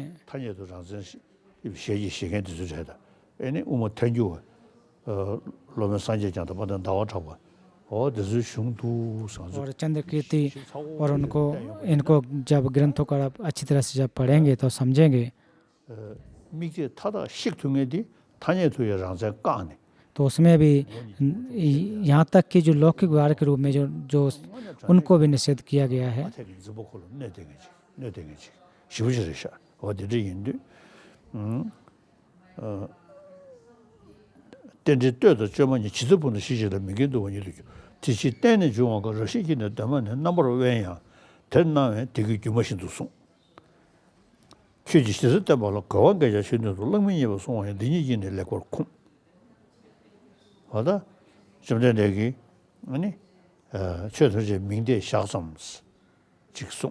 तो भगवान बुद्ध ने कहा कि सारे के सारे जो धर्म हैं वो नाम मात्र से हैं। फिर हेतु जो प्रति समुत्पाद के बारे में जब व्याख्या की, यदि क्यों कहें तो इस प्रति समुत्पाद कथन दृष्टि और अदृष्ट वस्तुओं के समारोह और अपवाद का अवसर दूर किया जाता है। तो आज जो प्रवचन है वो यहाँ समाप्त किया जाता है। आपके वचन को अनुक्रम देखने का हेतु प्रति समुत्पाद ही इसी मार्ग से अन्य वचनों को भी प्रामाणिकता का निश्चय होता है।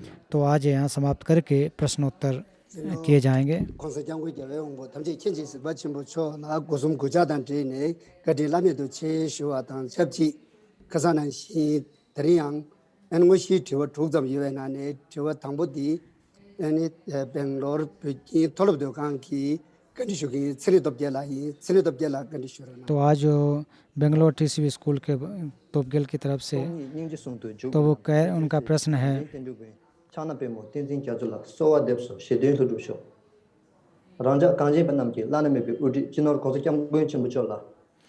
वो अपने जो लाभ के लिए अपने को जीतने के लिए दूसरों को हराने के लिए ये कोई बहुत सारी एक प्रतिस्पर्धा रहती है, एक दूसरों को हराना चाहते हैं, जीतना चाहते हैं, तो उससे क्या लाभ हो सकता है? ये कोई अच्छी बात है क्या?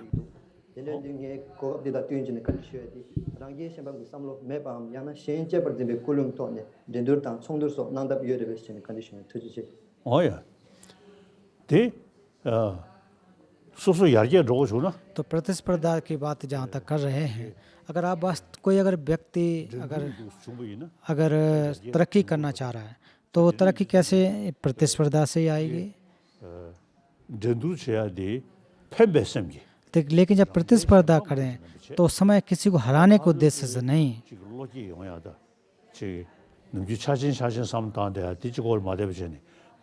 कि कैसे विकास हो सके, एक दूसरे को कैसे सीख सकें, कैसे एक दूसरे को जान सकें।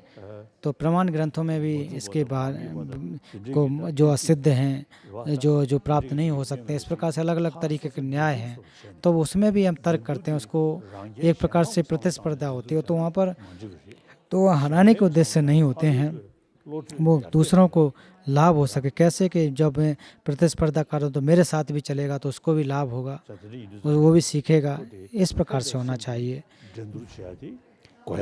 तो एक सच्चे दिल से लाभकारी जो चित्त है उसके द्वारा अगर प्रतिस्पर्धा करते हो तो अच्छी बात है। जो हम लोग जब शास्त्रार्थ करते हैं तो उस समय भी प्रतिस्पर्धा होती है, तो कुछ लोग तो होते हैं जो गुस्सा हो जाते हैं, इत्यादि होते हैं।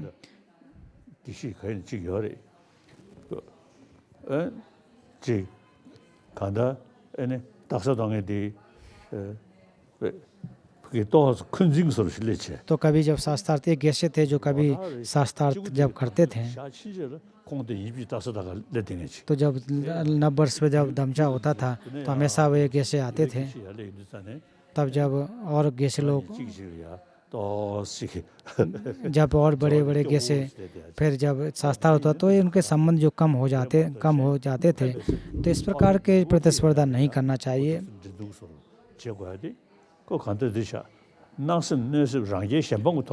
तो जो आप कलुषित विचार लेकर के अगर आप प्रतिस्पर्धा करते हैं तो अच्छे नहीं होते। दूसरे प्रकार की प्रतिस्पर्धा की एक अच्छे विचार के साथ करनी चाहिए।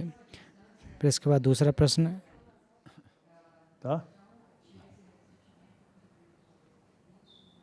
तो दूसरा प्रश्न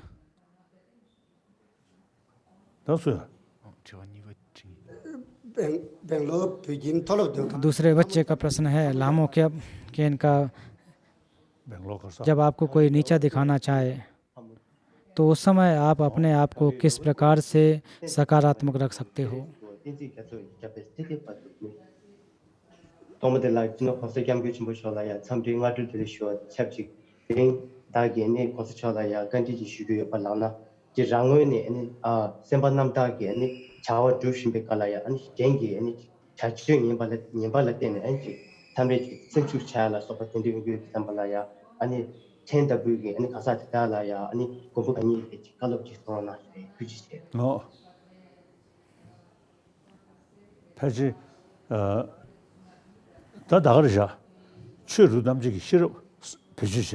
तो इससे ऐसे समय में आपको अपनी प्रज्ञा का ज़्यादा से ज़्यादा उपयोग करना चाहिए कि जब भी आप हतोत्साहित हों, जब आप एक मनोबल टूट जाए तो उस समय जानना चाहिए कि इसका कारण क्या है, कि जो मनोबल टूट रहा है इसका कारण बन रहा है कि नहीं बन रहा है।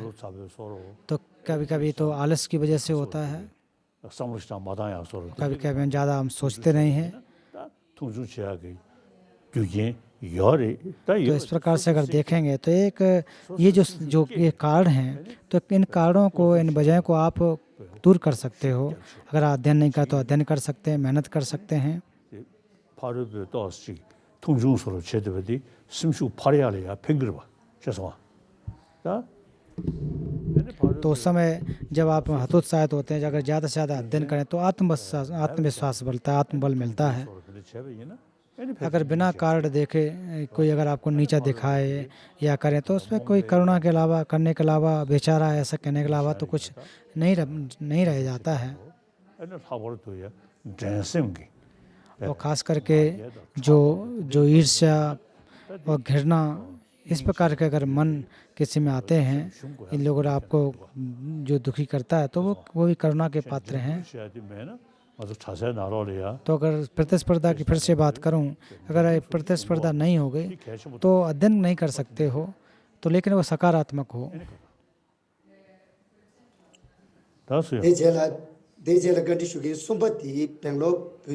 फिर बंगलोर के स्कूल की तरफ से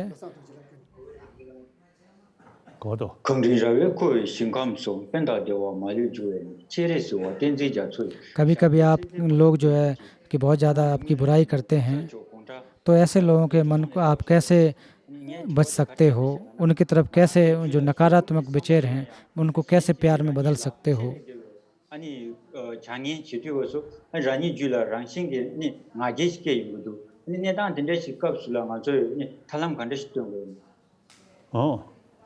현지人이菜来给 삼조 냐버 저거 런이 녀몽지 상황도 민주의 토론 시절된 거삼스 아니 다른 거도 전주스 되는 나로래 고간다 지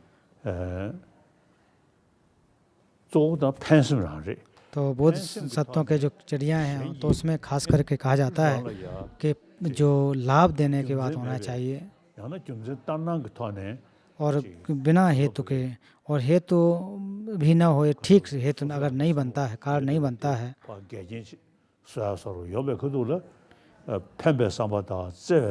तो हमेशा जो लाभदायक चित्त हो, परहित कर सके, तो इस प्रकार का सोच रखना चाहिए।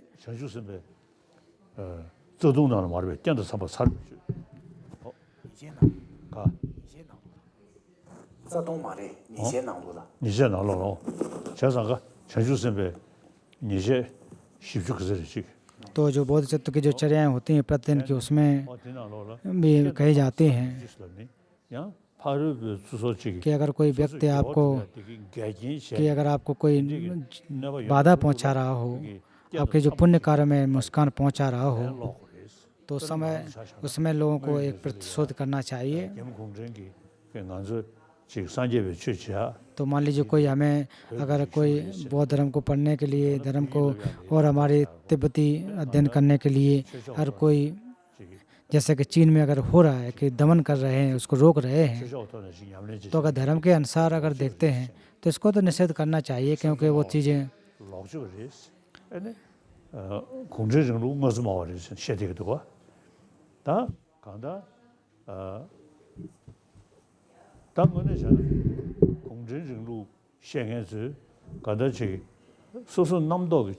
तो इस प्रकार के जो लोग जो सोच रखते हैं तो उनकी सोच अलग है, और एक प्रकार जो सूक्ष्म या छोटी जो सोच है, तो हम लोगों को इस प्रकार से सोच नहीं रखना चाहिए। तो समय समय पर जैसे जैसे समय जो आएगा, तो जो एक प्रकार से जो बहुत ही कट्टरवादी हैं वो धीरे धीरे समय परिवर्तित होकर के अच्छे लोग बन सकते हैं, लोग अच्छे आएंगे। तो जहाँ पर जो डेमोक्रेसी नहीं रहती है, जहाँ स्वतंत्रता नहीं रहती है, तो वहाँ पर लोग तो कुछ नहीं कर सकते हैं, असहाय होते हैं। हम लोग जो शरणार्थी के रूप में आने के बाद, तो जैसा कि मैंने भी पूर्व में भी कहा है कि अपनी जो परंपरा है, जो संस्कृति है, नालंदा परंपरा जो है, वो भी एक विज्ञान के साथ चलने वाली जो व्यवस्था है वो कम न हो सके, वो नष्ट न हो सके, उसका हमने यहाँ उद्धार किया है। तो चीनी विद्वान लोग कहते हैं कि जो तिब्बती जो बौद्ध धर्म है वो नालंदा परंपरा से निकला हुआ धर्म है, और वो एक वैज्ञानिक धर्म है। तो इस चीज़ को हमें मानना चाहिए। तो ये चीज़ें को हमें जानना चाहिए, समझना चाहिए।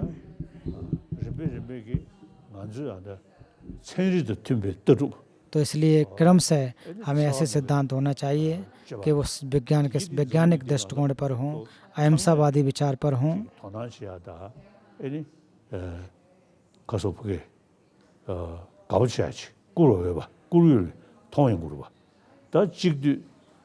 और ऐसा व्यवहार करना चाहिए कि जो सभी लोग उसको सम्मान कर सकें। तो लोगों के दो कान होते हैं, दो आँख होते हैं। तो अगर आप दोनों कान बंद कर लो, आंखें बंद कर लो, तो आप क्या कर सकते हो? कुछ नहीं कर सकते हो।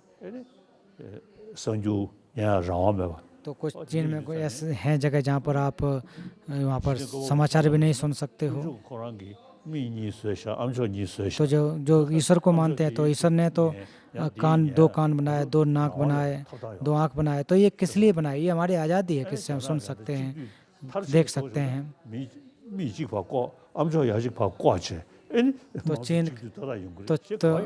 तो चीन के अगर देखा जाए तो उसी प्रकार से है कि एक कान रहे, एक आँख रहे, इस प्रकार से उनकी दृष्टिकोण है। तो ये तो अजीब बात है। तो इसका मतलब वो सही तरह से इस चीज़ को समझते नहीं हैं।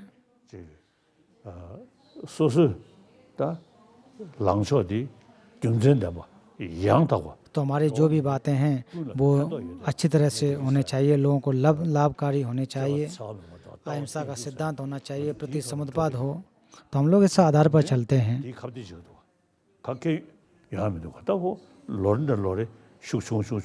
तो धीरे धीरे जो वहाँ की जो तिब्बत की जो व्यवस्था है, जो कठिन चीन के द्वारा जो व्यवस्था की गई, धीरे धीरे कम होगी।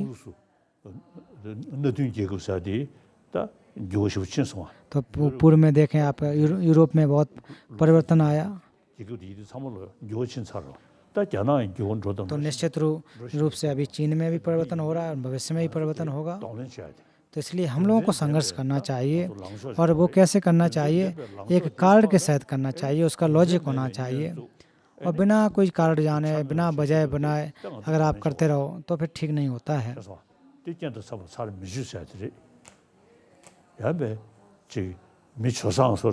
तो अगर ऐसा कहते जो भी हो ठीक है, जो भी है ठीक है, ऐसा कहते हो तो वो ठीक नहीं। चाहे गुड़ दे दो तो भी ठीक दो, मल दे दो वो भी ठीक है, ऐसा कहने अगर ऐसा कहो तो ठीक ठीक कहते रहो, वो ठीक नहीं होता है।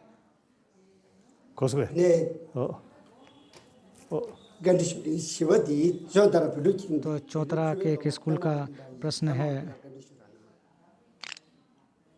तो जो कि इनका प्रश्न है कि जो हमारे अंदर जो अपने घमंड है उसको कम करने के लिए प्रति समुत्पाद को कैसे लागू कर सकते हैं,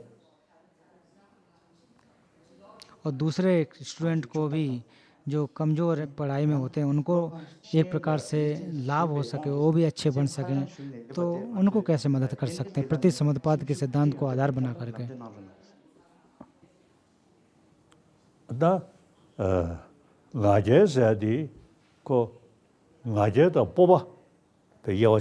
तो इसलिए घमंड और गर्व इन दोनों में अंतर करना चाहिए।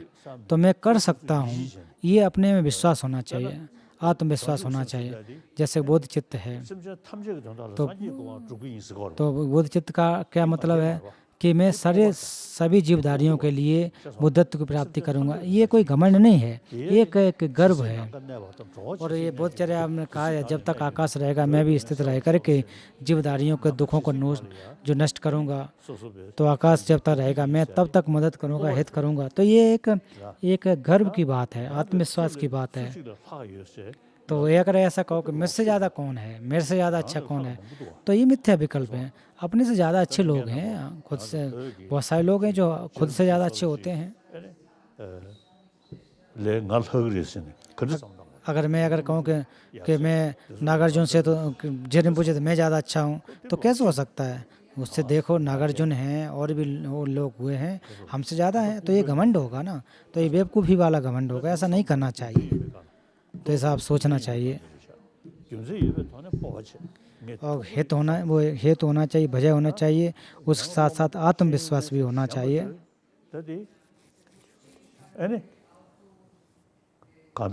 아니 말도다 참 배워래 지금 소소 배워지면 거네 아니 तो हम जो तिब्बती हैं और बौद्ध धर्म भगवान बुद्ध का दर्शन नालंदा की परंपरा इतनी अच्छी जो व्यवस्था जो तिब्बत में है, अगर इसको बौद्ध धर्म और संस्कृत को दोनों को देखें, प्रमाण को देखें, तो जो प्रमाण की जो जो व्यवस्था है वो विश्व में एक नंबर 1 की व्यवस्था है। तो हम लोग तिब्बती हैं, तो धर्म के रूप में देखें कि अब अक्तेसर के कि उस सानिध्य में पैदा हुए और धर्म और संस्कृत के आधार पर देखें, भाषा के आधार पर देखें, तो हम जो तिब्बती कोई भी हो वो घमंड नहीं करना चाहिए, गर्व करना चाहिए और हतोत्साहित नहीं होना चाहिए। अगर छोटी छोटी बातों को सोचे, घटनाएं को देखें तो ये तो बहुत बड़ी बात नहीं है। तो अगर हम एक तिब्बती होने के नाते अच्छी विचार से विचार करेंगे तो गर्व करना चाहिए। तो आज के समय में देखें तो दुनिया में बहुत सारे लोग शरणार्थी लोग हैं, तो सारे जो शरणार्थी हैं तो उनमें तिब्बतियों से ज़्यादा जो अच्छे लोग, पढ़े लिखे लोग तो नहीं होते होंगे।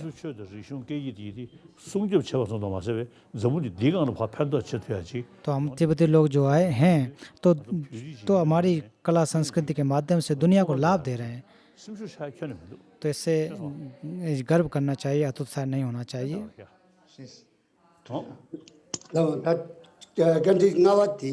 तो पांचवा क्वेश्चन, फिर पांचवा जो चौथा स्कूल से, तो हम जो है जो इनका प्रश्न है कि खुशी को कैसी व्याख्या कर सकते, जो सुख है उसकी व्याख्या कैसे कर सकते हैं और दूसरों लोगों में खुशी बांटने से और तो अपने को खुशी कैसे मिल सकती है।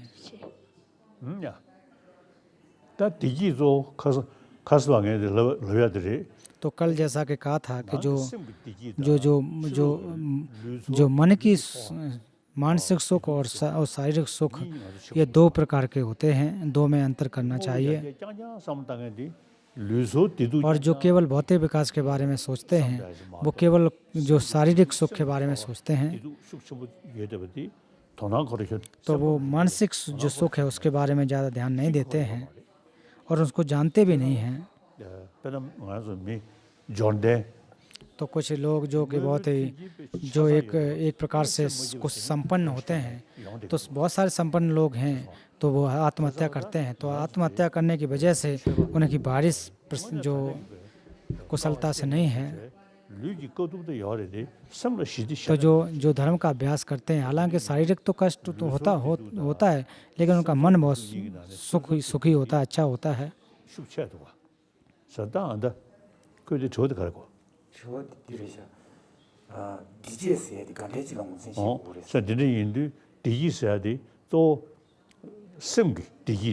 तो खास करके जब सुख की बात करें तो वो मानसिक जो सुख है वो महत्वपूर्ण होता है।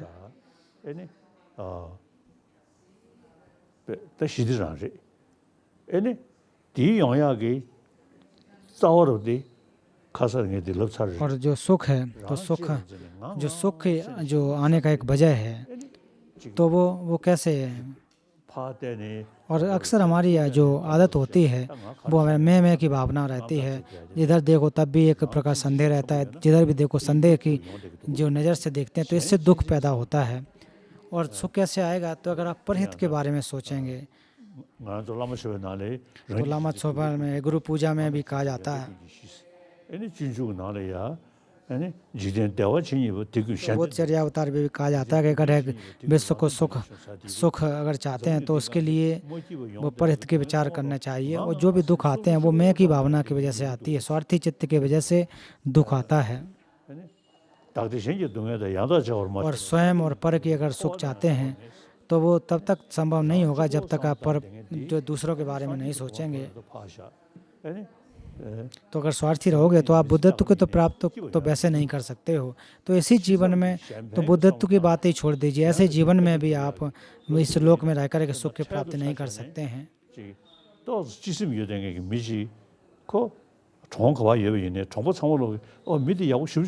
तो ऐसे व्यक्ति बनना चाहिए कि अगर आपका जो परिस्थिति के बारे में सोचते हैं तो कोई भी आप पूछेगा अरे फलां आदमी का घर क्या कहाँ पर है, वो तो बहुत अच्छा आदमी है, ऐसी बातें करेंगे। और कुछ व्यक्ति जो कोई मान ले बहुत धनी है और लेकिन वो अपने आप के बारे में विचार करेगा तो फिर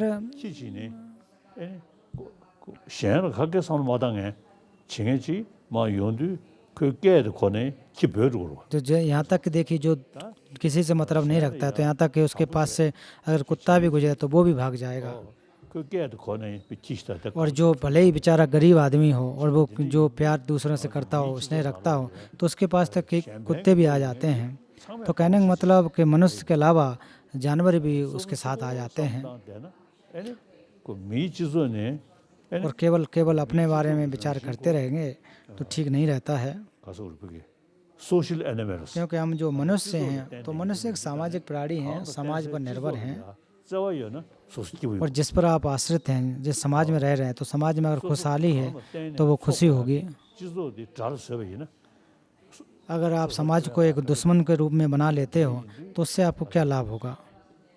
소수지고 싸움다나 배지기 비슷한 영향이 비슷해 तो अगर आप अपने बारे में विचार करोगे तो ज़्यादा लाभ नहीं हो सकता है। 아주 바바차잖아 아주 가와이 이네 거라 배배지도로 그 나라리야 अगर आप उदाहरण के रूप में देखें कि जो तिब्बती लोग जहाँ भी रहते हैं एक दूसरों को लाभ देते हैं। 제주어제디 저분이 찔 그냥 갸가 나라 가지고 편도 가르쳐 줘야 돼. तो हम लोग जो भले ही शरणार्थी हैं लेकिन भारत में रह कर के हम एक दूसरे की कितना मदद करते हैं, किस प्रकार दूसरों को लाभ देते हैं, दुनिया में और लगा किस प्रकार से लाभ देते हैं। 저분이 지강으로 싸움다는데 तो ये केवल अकेले के बारे में न सोचें, दुनिया के बारे में सोचें। 심지어 탐제 때와도 대화지도 되고 심지어 탐제 등도 해주신 아주 상관없어 세대기요. तो हम लोग अक्सर यही प्रार्थना करते हैं कि सारे के सारे जो जीवधारी हैं उनका लाभ हो सके, उनका हित हो सके। 샴페인을 로디에 국부에 가서 그러다 तो अगर स्वार्थी रूपी जगह चित्त रखोगे तो एक प्रकार बेवकूफ़ी वाला होता है। 조상군이 초지다 디신이 매지다 리규신의 류쟁그 다도 상계 인부전스 심지어 사mol로로 아니 감 디신이 무사지 요래서 तो जितने जीवधारी हैं उन सभी में तथागत गर्व होता है। 실로 남지기 싫어 और अपने इसके लिए अगर आप वास्तव में अभ्यास करते हो तो निश्चित रूप से हम लोग भी बुद्धत्व की प्राप्ति कर सकते हैं कि हमारे अंदर क्षमता है। इसके बहुत सारे तरीके हैं। 정신내리 아니 개인적으로 있으니 इसलिए स्वतः गोत्र और 저서 드레스도 삼다나 아주 배배 하다 소소 전적으로 지 랑가랑 수자 모임 जमुनी चिले या द फंदो छे तो जो तिब्बती हम लोग जो हैं तो वो केवल ऐसा नहीं एकांकी हैं, वो दूसरे लोगों को मदद कर सकते हैं। हालांकि आर्थिक रूप से अगर मदद करें तो भले ही न कर सकते, लेकिन दिमाग के रूप में, बुद्धि के आधार पर मदद कर सकते हैं। तो मुझे बहुत सारे लोग पसंद करते हैं तो मैं उनसे क्या कहता हूँ, मैं हमारी तिब्बती जो परंपरा के बारे में व्याख्या करता हूँ। मैं बहुत ज़्यादा कोई खास हूँ ऐसा तो नहीं है। तो मैं शुरुआत बचपन से ही तिब्बती का जो बौद्ध धर्म और जो संस्कृति को मैंने पढ़ा, अभ्यास किया, शून्यता का अभ्यास किया। तो जैसे ही मैं सुबह उठता हूँ तो शून्यता का अभ्यास करता हूँ। जो जैसे प्रति समुत्पाद स्तुति है उसका भी सुबह उठ करके तो जितना हो सके तो प्रति समुत्पाद स्तुति करता हूँ। तो प्रति समुत्पाद जो स्तुति जब लासा में था तो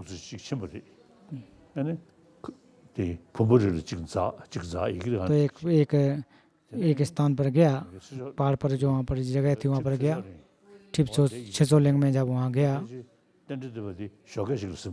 तो उस समय मैंने वहाँ जाकर के सुबह तो एक कंटेस्ट कर लिया। फिर उसके बाद इसको बार बार दोहराता हूँ तो ये काफ़ी लाभदायक मेरे लिए हुआ है। तो ये सभी तिब्बत की एक संस्कृति है, कला है।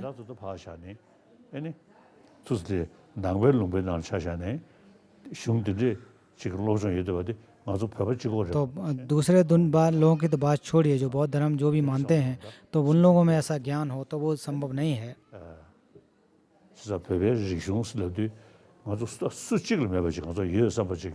뽑아줘야지 땐데도 तो इसलिए हम तिब्बती लोगों में जो जो ज्ञान के आधार पर तो गर्व कर सकते हैं। तो आप लोग अभी बच्चे हो, 태어서 꼼수서야 तो इसलिए जो आप श्रुतिमय और चिंतनमय 나서 इनको 이게 맞아니 करना चाहिए। तो पहले तो आप सीखें तो तुरंत आप विश्वास कर लें, श्रद्धा कर लें, ऐसा नहीं है। 애는 천주교의 इनके बारे में चिंतन करें। 둘째 तो वैज्ञानिक लोग क्या कहते हैं इसके बारे में विचार करें, सुने। 성공을 뭐 주천주교도서로 dinda는 게 대변을 지요래 तो मैंने जो ये छेरी कुंतु नामक किताब है तो वो लिखी गई, तो ऐसा है मैंने लिखी ऐसी बात नहीं है। तो गिसे लोगों ने, तो मैंने उनसे अनुरोध किया तो उन्होंने उसकी रचना की है। 그런 게 리셋이 하던 게디 천주교도 아주 대대 जो कि विज्ञान समुच्चय, 지셔디 대의를 규르체 तो चीनी भाषा में इसका अनुवाद हुआ। 유니버시티야 대대 तो लैंडर यूनिवर्सिटी में वहाँ पर पहुँच गई है किताब। 나도 야간에 템베 대비해서 따야가 장화요 말에 तो वहाँ पर 이게 됐을 때 프로페서 됐을 때 따야게 고급도 가 तो लोगों को जो प्रोफेसर्स लोग उन लोगों ने पढ़ा, तो जैसे चीन के जो एक यूनिवर्सिटी में पहुँचा 벽에는 산제비 최대 체리도 팀벌을 तो फिर उन्होंने कहा कि वो तिब्बती जो बौद्ध धर्म है वो एक वैज्ञानिक धर्म है। तो उन लोगों ने काफ़ी प्रशंसा की है। 또 또슈 소르베 리슝게다 시지리 तो ये हमारी ये के सिद्धांत के या फिर हमारी जो संस्कृति है, 아다 변에 냐마도 와줄 나 이기증의 친인제 그 이기들 지나 이기지샤 तो मेरे लिए 수익하는 개미 가서 왕주요 तो तिब्बत से लोगों ने मेरे लिए पत्र लिखा। 나는 파 왕주 तो उन्होंने कहा कि राजनीतिक करण में तो चीनी लोग हमारे लिए एक प्रकार से हमारे अधिकार में किए हो, लेकिन भविष्य में हम लोग भी उनके पैर ऊपर अधिकार कर सकते हैं। तो 뽑아줘야 돼. इसलिए एक हम लोग तिब्बती लोगों को एक गर्व करना चाहिए, हतोत्साहित नहीं होना चाहिए। 다 뒤져야 가야 돼. 이제 근데 타마디 저들 부두긴디 지리 तो आज के प्रश्न का अंतिम क्वेश्चन, आज के दिन का अंतिम प्रश्न। 출루도 맞아. तो जो एक प्रकार से नीति है, धार्मिक नीति, और जो सामान्य तरीके से जो धार्मिक जो नीति है, तो उसमें क्या फ़र्क है।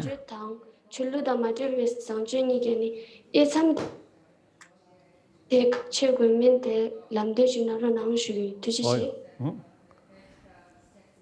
다 지금 벽에 밀 편도 저거리 에디서 뭐 상고 저거리 तो लोगों को मदद करना चाहिए, अच्छा व्यक्ति बनना चाहिए। 최소를 최소는 김정 거니 तो ये हालांकि जो हेतु है, जो कारण है, तो वे एक धार्मिक तरीके से देखते हैं। तो हम लोग बौद्ध हैं तो भगवान बुद्ध में श्रद्धा रखते हैं।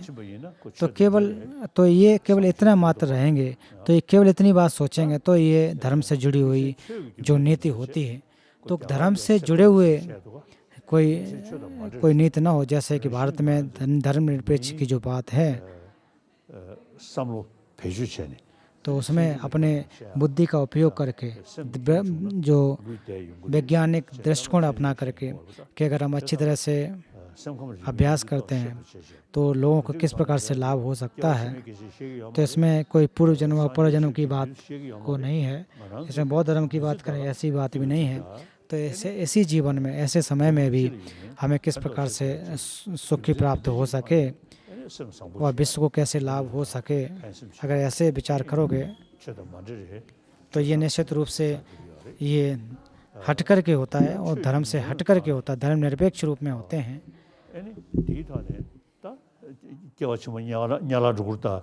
अगर धर्म के आधार पर कहें कि अगर आप अगले जन्म में आप नरक में चले जाओगे, ऐसी बातें करोगे, तो ये धर्म पे आधारित एक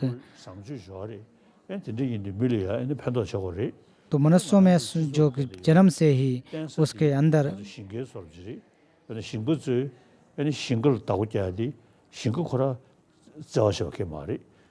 तो जहाँ तक किसान की बात अगर की जाए तो किसान जो बेचारा खेती बाड़ी करते हैं उसी पर आधा जीवन चलाता है। तो उसी प्रकार से हमें जीवन चलाने के लिए भी जो सुख शांति की और इनकी आवश्यकता रहती है, समाज में इनकी आवश्यकता रहती है। तो भगवान बुद्ध ने कि हे मेरे भिक्षु विद्वानों, तो मेरे वचनों को आप श्रद्धा बस मत मानो और उनको आप एक तर्क के आधार पर मानो। तो ये एक वैज्ञानिक दृष्टिकोण है। तो उन्होंने स्पष्ट रूप से कहा कि मैं महत्वपूर्ण है, मेरे ऊपर श्रद्धा करो, ऐसा नहीं है। तो मेरी जो बातें हैं वो कारण पर आश्रित हैं कि नहीं, सही बातें हैं कि नहीं, उनको अगर मानते हो तो अच्छी बात हो सकती है।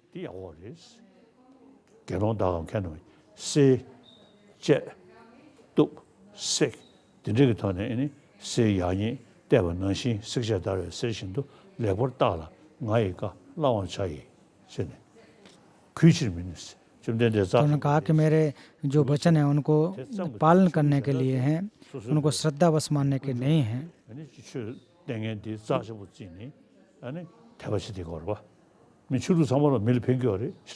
तो अलग अलग धर्मों से लोगों को लाभ होता है। तो मेरा प्रयास यही रहता है कि जो धर्मों के बीच सद्भाव बन सके।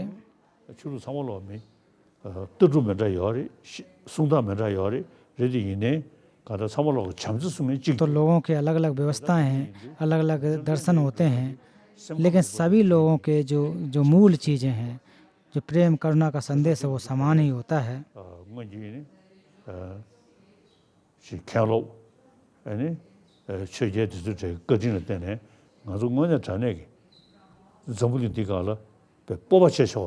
तो इसलिए हम लोग को इस दुनिया में एक गर्व करना चाहिए कि इस प्रकार से हम अध्ययन अध्यापन कर रहे हैं। और खासकर उसके धर्म से परे होकर के, धर्म निरपेक्ष होकर के लोगों को लाभ दें, नीति एक अपनाएं जिसमें कर्म फल या पूर्व जन्म में इसकी कोई बात नहीं, खास करके जो मनोविज्ञान के साथ जोड़ करके किस प्रकार से हम मानसिक सुख की प्राप्ति कर सकते हैं और समाज में रह कर के कैसे सुख प्राप्त कर सकते हैं। तो ये निश्चित रूप से धर्म से परे सब। अगर आप कहें कि अगर आप गलत काम करोगे तो आप नरक में जाओगे, ऐसी बात करेंगे तो ये धर्म से जुड़ी बातें हो जाएंगी।